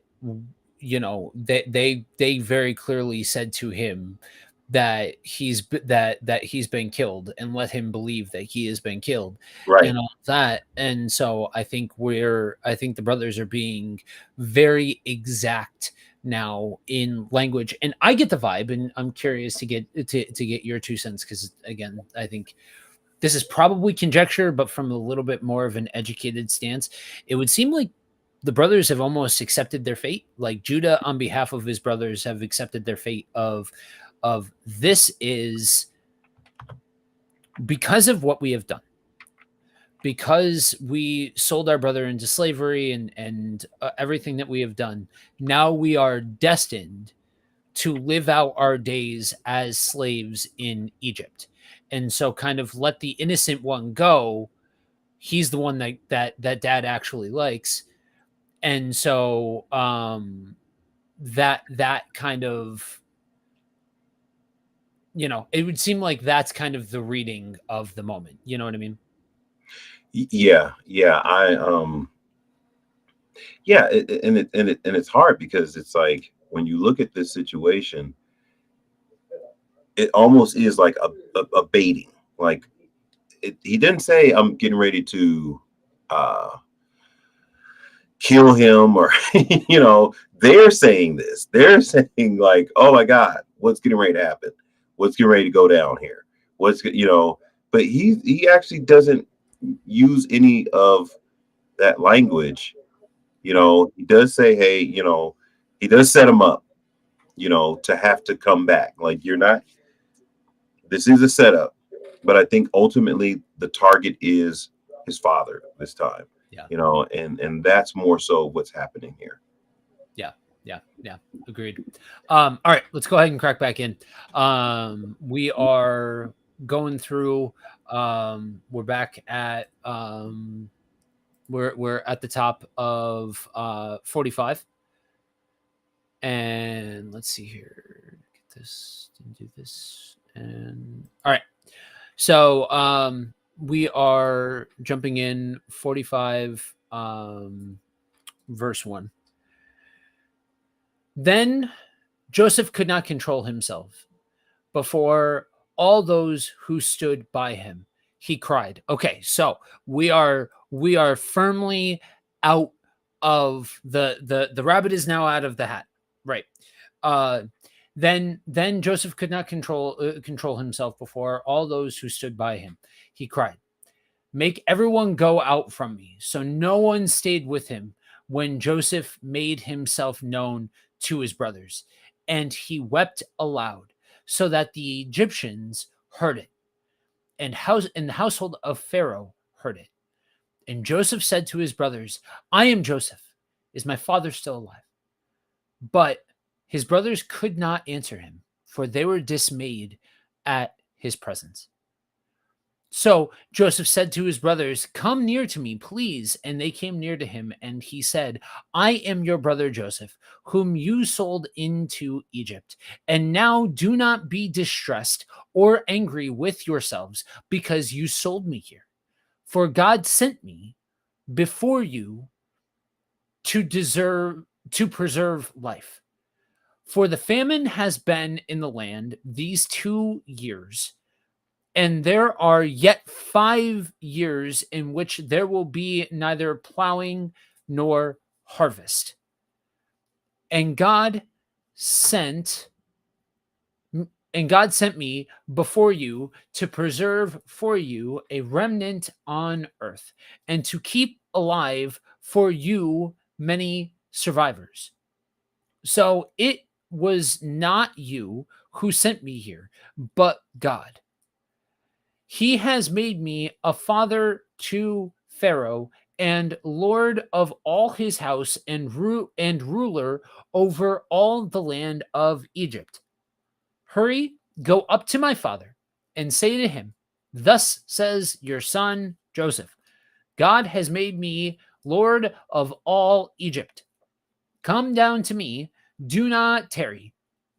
You shall dwell in the land of Goshen, and you shall be near me, and you and your children and your children's children, and your flocks and your herds, and all you have.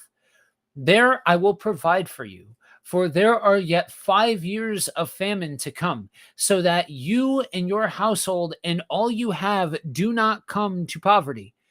And now your eyes see, and the eyes of my brother Benjamin see, that it is my mouth that speaks to you.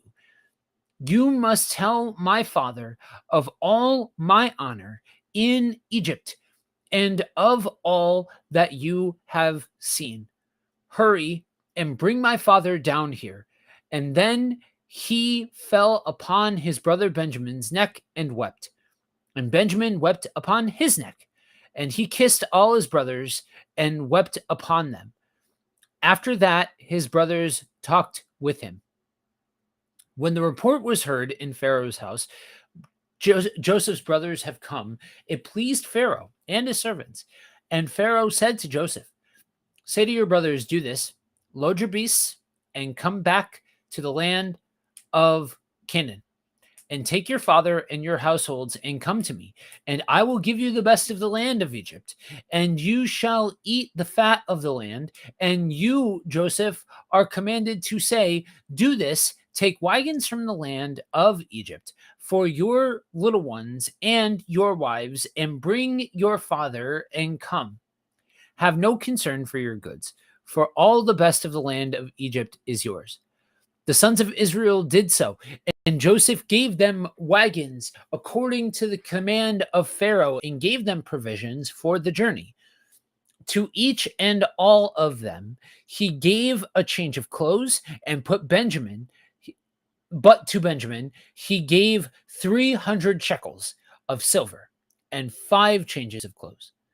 And to his father he sent as follows: 10 donkeys loaded with the goods of Egypt, and 10 female donkeys loaded with grain, bread, and provision for his father on the journey.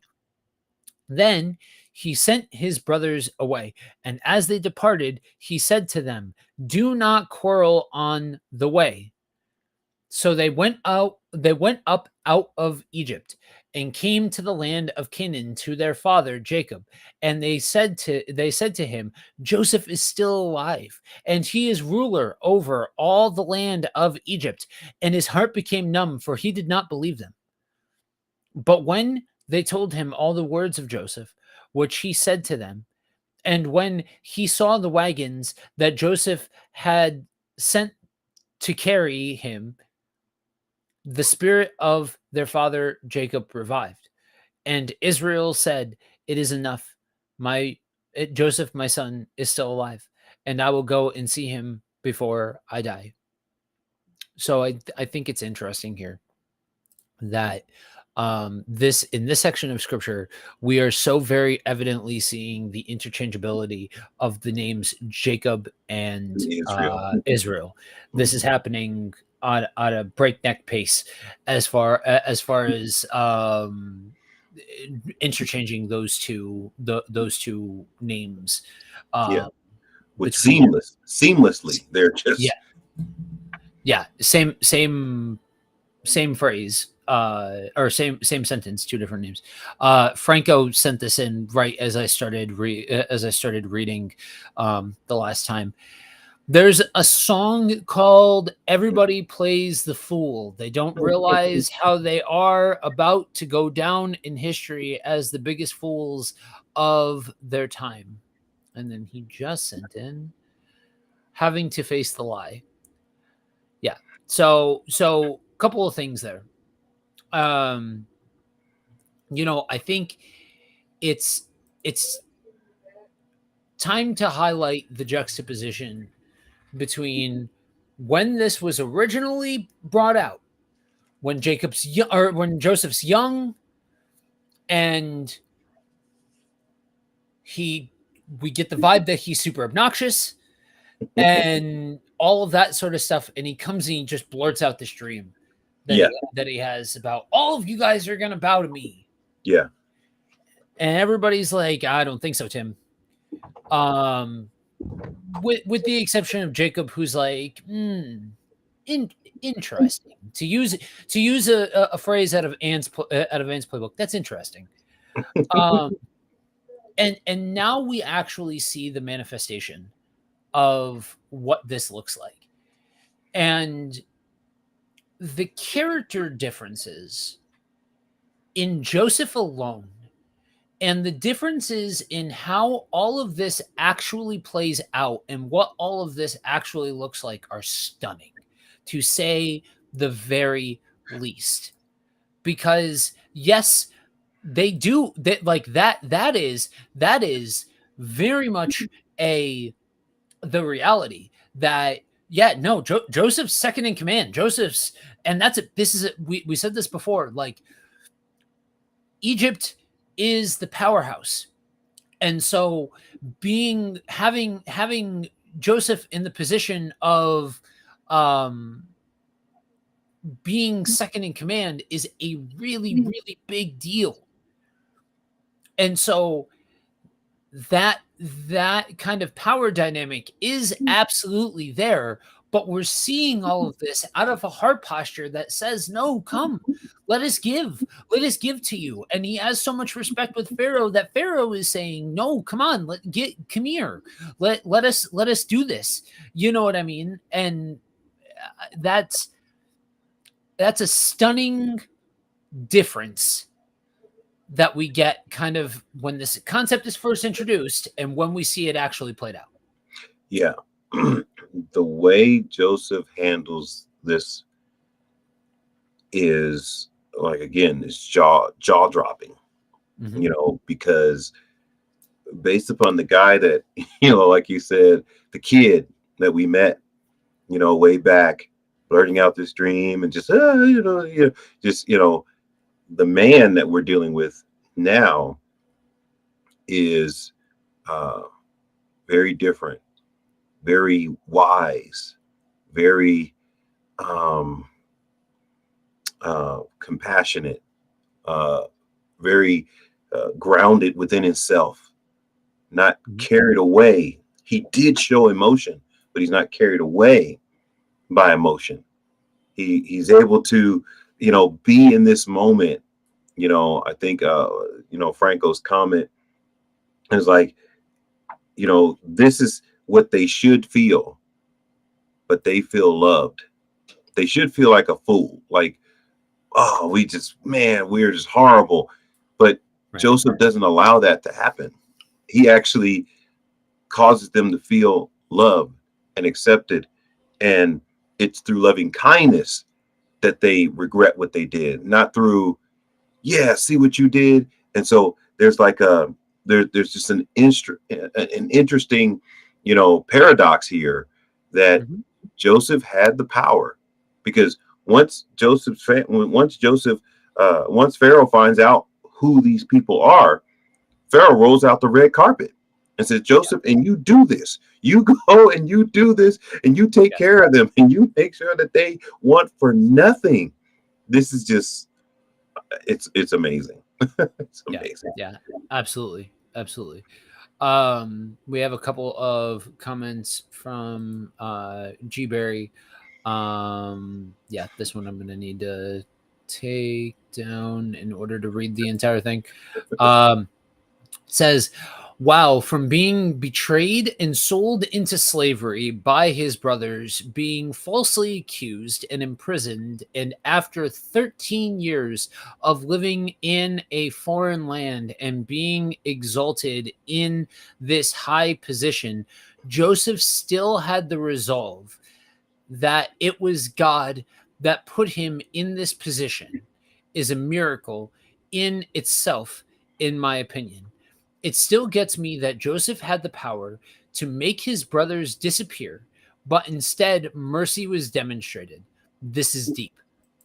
And then he says, like having the power and prominence of Jeff Bezos or Elon Musk, this is nothing short of a miracle and completely countercultural.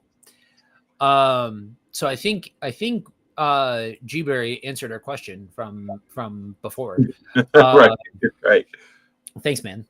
Um yeah, so that is a point that I have heard the main arguments of the day get lost in. This is a evidence of the predestination of this or that, or this is the evidence of this or that. That's not the point. That's not the It's not point. the point. If you read biasness into it and predestination versus free will, then sure, it said the thing. So I guess in your mind it could very easily be talking about the thing, but it's not that this is there's a bigger picture at play, and Willie points it out very well that all of this stuff happens, that all of these things happen that are hard and are painful and real, and we're not talking like we're talking big stuff, right? Joseph still had the resolve that it was God that put him in this position of power, this position of influence. So when we understand and accept the fact that we respond to the things of God and our faithfulness and all of that sort of stuff, and that God works in all of that actively and all of that kind of stuff, there's beauty there to be taken and to be and to be had and to understand and all of that sort of stuff. Again, if there's any one thing that, as we are heading towards the end of our time in the patriarchs, is that these are stories that are part of the full and complete narrative. These are stories that in and of themselves, you see, you're gonna see spoilers here if you're kind of unpacking the story as we go and you are unfamiliar with kind of where this is going and all of that sort of stuff. There is kind of a bookend to the ending of Genesis and the beginning of Exodus. like there is a kind of a definitive chapter marker there. When we see that, like that, this is a set of stories that are to be taken together, not chopped up and individualized and distorted, because this is, and have things taken out of them that end up getting robbed of their context and all of that sort of stuff. So realizing the big picture in all of this, that's the moment where you can see the heart of God and the lesson of God interacting with humanity on full and complete display. Yeah, and like you said, choice. There's choice here. I was trying to find the scripture while you were talking. I couldn't find it. Maybe I'll find it later. But there was a situation. I don't know if it's First or Second Kings, where man was told to strike the ground or strike this thing, and he said, if you would have, however many times you would have did it, that's how much I would have given you. And the person only did it this amount of times. He said, if you would have did it more, you'd have got more, right?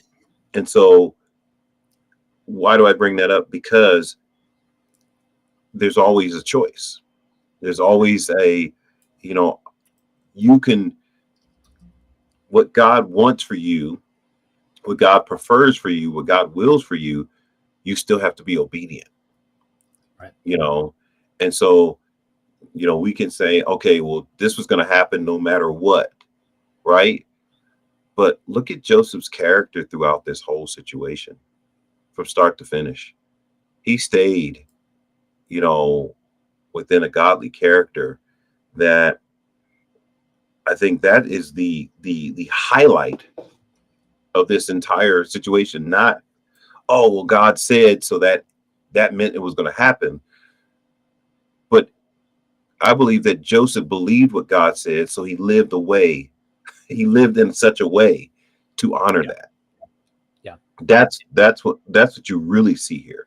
And I think as a modern day Christian, if I believe what God says, then I ought to live in such a way to honor that. Like Willie says, that the way Joseph is acting, this is just countercultural. This is just not. This is not how you act, especially when you get to the top. When you get to the top, all the people, you put out an album dissing everybody who did you wrong. You put up a Facebook post letting everybody know, you hated on me.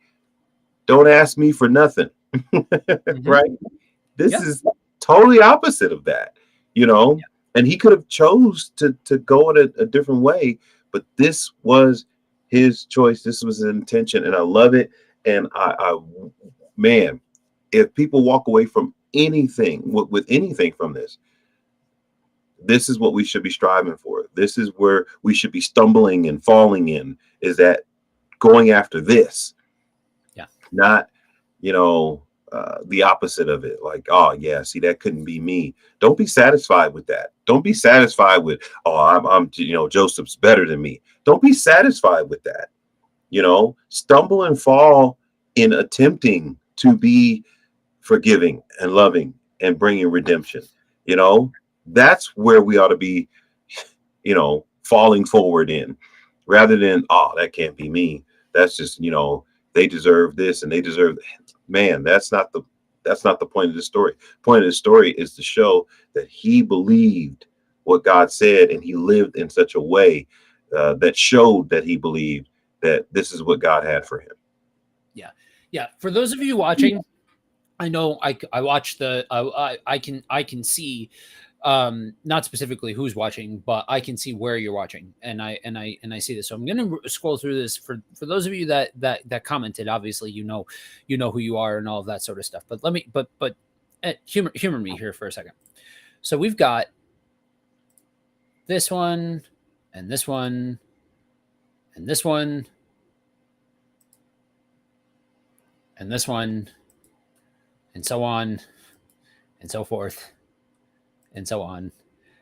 So I do this. I highlight these because there's a reason why in the year 2023, as this is being shot live, and that we can pull out these thought processes and these points and these applicable concepts and all of that sort of stuff. Because when we look at the purpose of the text, when we look at the point of the text, there's something to the realities of the realities of the constant nature of the narrative, because it's all based on a God that's unchanging. Yes, there's individual concepts, there's individual aspects, there's individual details that they need to be put in the context of the time and the place and all of that sort of stuff. But we still have so much of this that is applicable to us this day. Mm-hmm. And that's and to piggyback off of what Ant said. And I think I want to kind of bring the plane in and cover the rest of the reunion next week, because I think this concept needs to breathe. I think you brought something out that needs to be. We need to camp here for a second and let this thing marinate. Here's the deal. A lot of us have felt the sting of somebody misappropriating the concepts of law and sin and righteousness and the idea of right living and right thought and the idea of what it means to follow God and what it means to act in the ways that bring about life. Many of us have felt the sting of those concepts taken too far, taken out of context, taken to hurt, taken to destroy lives, all of that kind of stuff, legalism, whatever you want to call it. We've all felt that. But here's the deal. The Bible gives a finite number of sins, as well as what to do in relation to when you sin. This is not a mystery. This is not I don't know if I'm going to accidentally sin or this or that. No, intentions matter. Motives matter. Motives matter. And so when you hear somebody say, this is like fall forward in all of this, this is coming from two guys that will openly and plainly admit to the grace that has been shown to us, the mercy that has been shown to us, this whole idea of imperfection, this whole idea of the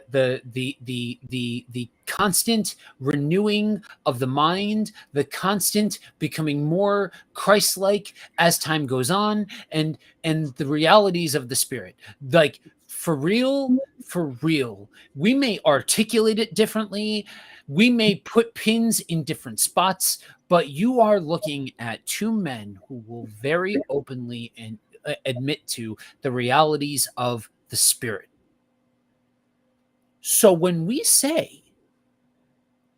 talk about falling forward, when we talk about living by the Spirit, when we talk about living in the ways that bring life, y'all, this isn't behavior modification.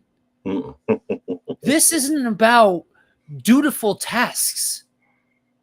This is about the Alpha and the Omega, the creator of everything, the God of all, came forward and said, this is the way to live. This is the way that brings life. This is what I'm showing you. These are the ways to do this thing that bring about my best for you and for others. Do this. I'm not hiding it from you. Do this. And when you don't, When you try and fail, when you fall, when you miss the mark, I will show you grace and mercy and love, and you are still halved and held, and you are still part of the family. You are not kicked out. Yeah. Y'all, there's a word for that. There's a phrase for that. That's called amazing grace. That's beauty that my words right in this very moment cannot do justice to the beauty of the picture that is. We just have to accept that our God has deemed that so. So when we say these things, this is not a matter of, listen, the pastors have spoken. Y'all got to do better. Y'all got to be better. Y'all got to this or that. No, man. This is about the fact that we have been given the means that bring about life. And that we get the freedom to walk forward in that. That's why these stories matter. That's why walking through the Old Testament matters. That's why walking through the patriarchs matter. That's why taking the time to lay out the big picture matters, because these are the moments for time immemorial that we are given that reflect the unchanging nature of God and the realities of God's interaction with man and what we are called to. Mm-hmm. Absolutely. You know, you don't give up because you mess up. You fess up and you keep moving forward, knowing that God is with you and that He's the refiner. You know, that's why, when I remember when I first heard that term, fall forward, just keep, stumbling, bumbling, getting up, falling down, getting up, just keep going. Keep going. You're not going to be perfect. You're not going to do everything right all the time, but keep moving towards God, keep pressing towards that mark, and know that, like you said, Holy Spirit, God's grace, His mercy is shaping you and forming you. And you'll look back and like, man, I've come a long way. Like, man, I've come a long way. And I think that's why this Joseph story should really challenge us, because his ability here to show forgiveness and mercy, it's right out of the heart of God. That's exactly how He wants us to be. And like you said, the whole New Testament, when you start reading the New Testament, it brings out what Joseph illustrates here. Yeah. But you never see that in preaching, right? When people preach on Joseph, they don't talk about that part. They don't connect that part, that this man is a picture of what it looks like to forgive and to love difficult people, to be good to those who have been evil to you, to bless those who curse you and pray for those who despitefully. All these concepts in the New Testament, like, yeah, we see it right here in Joseph's story. Yeah, it's all there. It's there. It's there all there for you to grab. But it's dare I say sexier to talk about prophecy and all of that sort of stuff, which you need to have that conversation. Yes. Because articulating that stuff well matters, because if you don't, then that stuff goes here, there, and everywhere, and nonsense is afoot, and all that stuff, that sort of stuff. So I'm not saying ignore anything, but when all you talk about are those kinds of high points, you miss the point. You miss the big picture. You miss what's actually happening here, because you're bent on this idea of drawing out the dramatic points. But to me, and to our commenters, to our audience, it would seem like the dramatic points, the significant points, are the fact that this dude got done every which way. Right. This dude makes all our family drama look tame. Like, just being honest. And I'm not trying to discredit. That wasn't that's not me trying to make light of anybody's situation or Right. anything like that. It's just that it's just a reality to what we're seeing on display, and this is how he responds. That's a dramatic countercultural response. G Berry's in the chat. Thank you, Jesus, for your forgiveness, mercy, and redemption. Amazing grace, such a beautiful depiction of his character. Absolutely. Yes, and amen to all of that. So, man, now that we preached a little at the end, Yeah. I was getting ready to pull your coat, like, all right, see, there he is. There's the preacher. There's the preacher. all right, yeah, yeah. So apparently I'm a little animated on this thing. Anyway, whatever. Sometimes you got to admit when you're wrong. All right. So, anything else before we bring this plane in for a landing? Yeah, man. I just, yeah, I encourage people, go back and read this story in its totality. You know, there's things that you can get hung up in. Like, we didn't even talk about, you know, Joseph's diviner's cup, which, you know, could have been a rabbit trail of its own, you know. But what is the purpose? What is the point of the story? You know, I think we're hitting on it. Yeah. You know, forgiveness, redemption, reconciliation, salvation, not in the eternal sense, but in the saving of lives. People's lives were saved here, you know, because of Joseph's kindness, his ability to show that type of humility when he was the one wronged. He could have took it a whole different way, and he changed the hearts of his brothers and his father. His father melted, you know, not because of ridicule, but because of redemption. Right. He you know, and so yeah, it's not always going to end this way, right? Everything's not going to, but our goal is for us to do the right thing, even when other people do the wrong thing.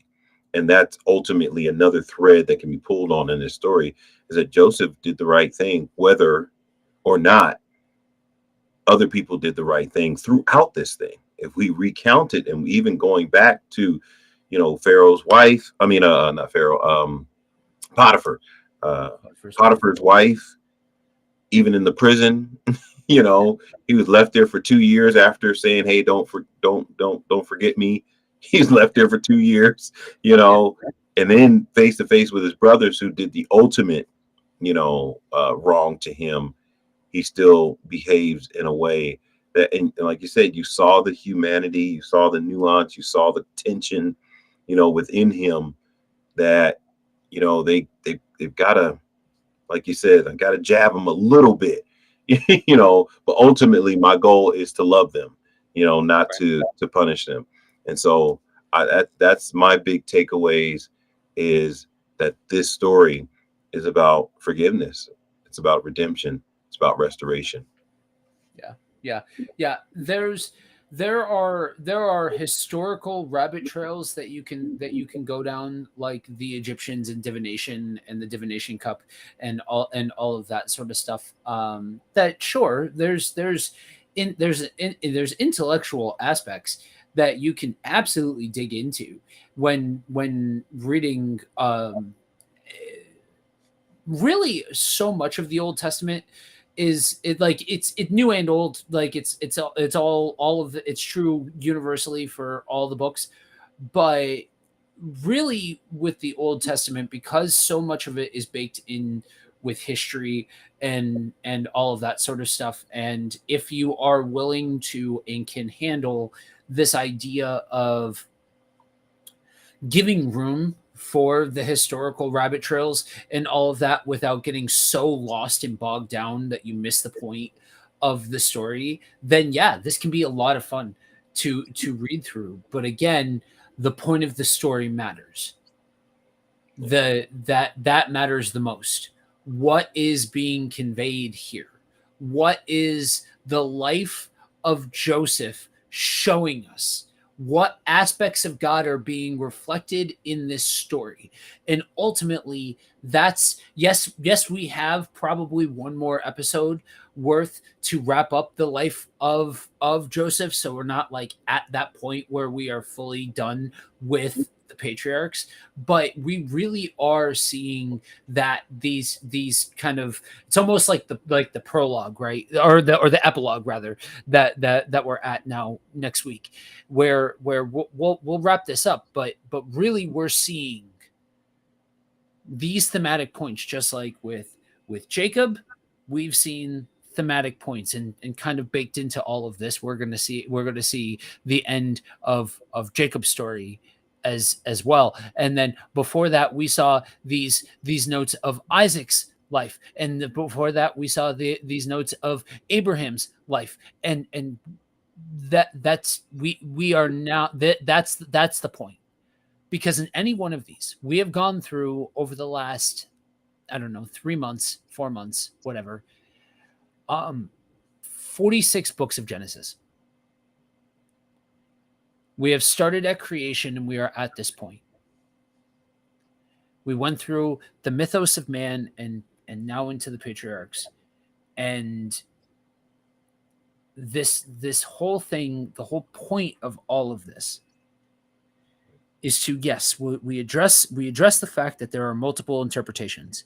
We address the fact that we didn't even get into the fact that some people put this at some point in history, other people put this at a different point in history. Some people think it's this pharaoh because of this aspect, other people think it's this pharaoh because of that aspect. There's a lot of historical conjecture about where exactly this sits on the timeline. And don't get me wrong, guys, I am a nerd. I love that same part that you can draw out in all of that is the same part that makes me really enjoy talking about apologetics and digging into all of that. You know, when I look at things like this and how the Old Testament relates to the New Testament in terms of history and how that relates to the empty tomb and all of that sort of stuff, I look at that and I'm like, you know, the old phrase, I wrote the article on that. Well, I wrote the article on that.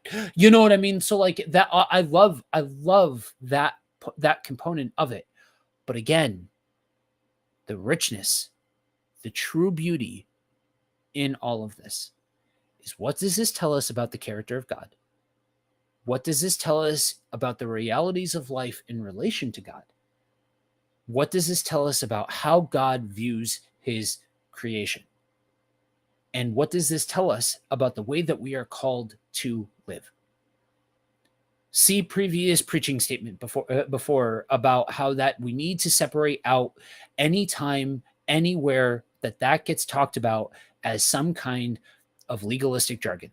That's not what it is, because there is a way of living that produces life, and that, friends, is beautiful. That we have been given access to that. We have been given opportunity to engage there and all of that kind of stuff. And that our God is so good. Our God is so faithful. Our God is so merciful. Our God is so loving that he doesn't keep that a mystery from us. He gives us the template and says, do, by all means, please do this. So yeah, part of that is doing that and living a particular way and all of that kind of stuff, but not because of behavior modification, but because that's the way of life. That's a way to life. And when we can stop and see that, when we can focus on the big picture, then these individual stories, though so far outside of our context in certain ways, in certain forms and fashions, aspects that we will never fully and completely understand because this is a different time and this was a different place, we can still hang our hat on these relational and similar aspects where like, yeah, I can read life into that. I can read my life into that. I can vibe with that. I feel like I understand part of Joseph here. I feel like I understand part of Jacob here and all of that kind of stuff because it's humans. It's humans, guys. And that's the point of going through the patriarchs the way that we have. So, with that, you want to go ahead and pray us up? Amen. Amen. Father, we just thank you just for this opportunity to go through the story of Joseph. And as we are progressing forward, I pray for every person watching, listening, that they be impacted by your word, not by us, but by your word, that your word would be a lamp to their feet and a light to their pathway, that man shall not live by bread alone, but by every word that proceeds out of the mouth of God, that we hide your word in our heart, that we might not sin against you, God. We just pray that your word would strengthen us and build us up and be the food and nourishment that we need so that we can grow into a deeper, more intimate relationship with you. What does your word reveal about you? What does your word reveal about what you desire for us? What is your word revealing to us about your purpose and your plan? And so, God, that's our goal. And so we want the word to speak for itself, that God, you would get the glory out of all that we do. If we say anything that is off or out of pocket, Lord, we pray that you would correct us and redirect us and show us where we need to go. In Jesus' name, we just thank you and praise you. Amen. Amen. All right, guys, thank you all for joining us. Just a quick reminder to like, share, subscribe, all those things. If you are here by way of Ant or Share Foundation or any of those sources, you can head over to YouTube and look up Kingdom on the Road. We have a YouTube channel that is dedicated to the show that we go live to every week, and well, most weeks.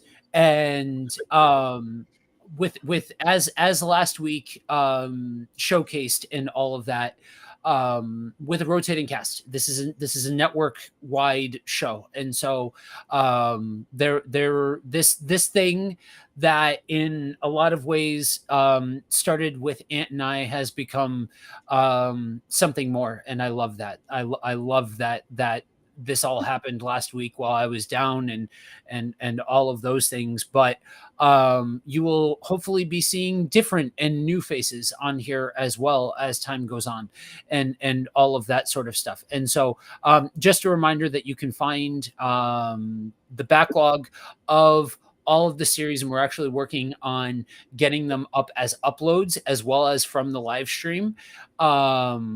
On the whole backlog of the series of how-tos and all of that kind of stuff. We're working our way through that.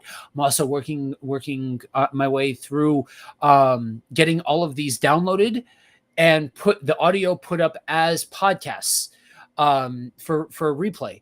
Now, the podcasts, those are all going to be pulled directly from this. So interaction, I'm not cutting out anything from the chat or anything like that, because that's a very, very valuable part of this conversation is when we engage with you guys. We love this. And so, yes, it will be recordings from the actual live stream, but it'll be there for you to be able to listen to again. If you want it in some place other than YouTube and all that kind of stuff, just a work in progress. So I ask that you be patient as far as all of that goes. If you look up, just got to throw this out there. If you look up Kingdom on the Road right now, you are going to see the original iteration of Kingdom on the Road that I don't know, has its purpose, like everything else in the history of the things that I have done on the air and all of that kind of stuff. But it is not, you will be confused if you listen to any of those episodes in relation to what Kingdom on the Road is now and all of that kind of stuff. Same IP, 100% different show. So That's fine.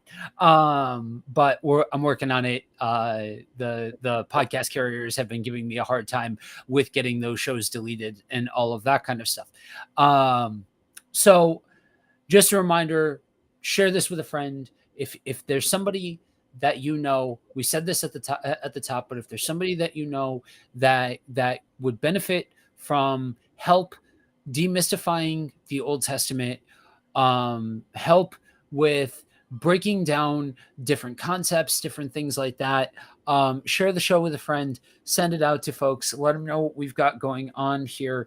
And honestly, every Friday, same place, 9:30 Eastern, 8:30 Central, 7:30 Mountain, 6:30 Pacific. We are here unless there is a problem. And so you guys showing up and showing out in the comment section, in the chat, it helps and it matters. It's valued, and we don't ever want you to think like there's a bad question or something along those lines. We may disagree, we may whatever, but there's value in that chat. So just a reminder there. Willie commented along the way. Oh yeah. Much love, fellas. Yeah, we love you, buddy. So yeah, that's the ending plug. Guys, remember two very important things as you go forward: that you are prayed for and you are loved deeply. Peace, y'all.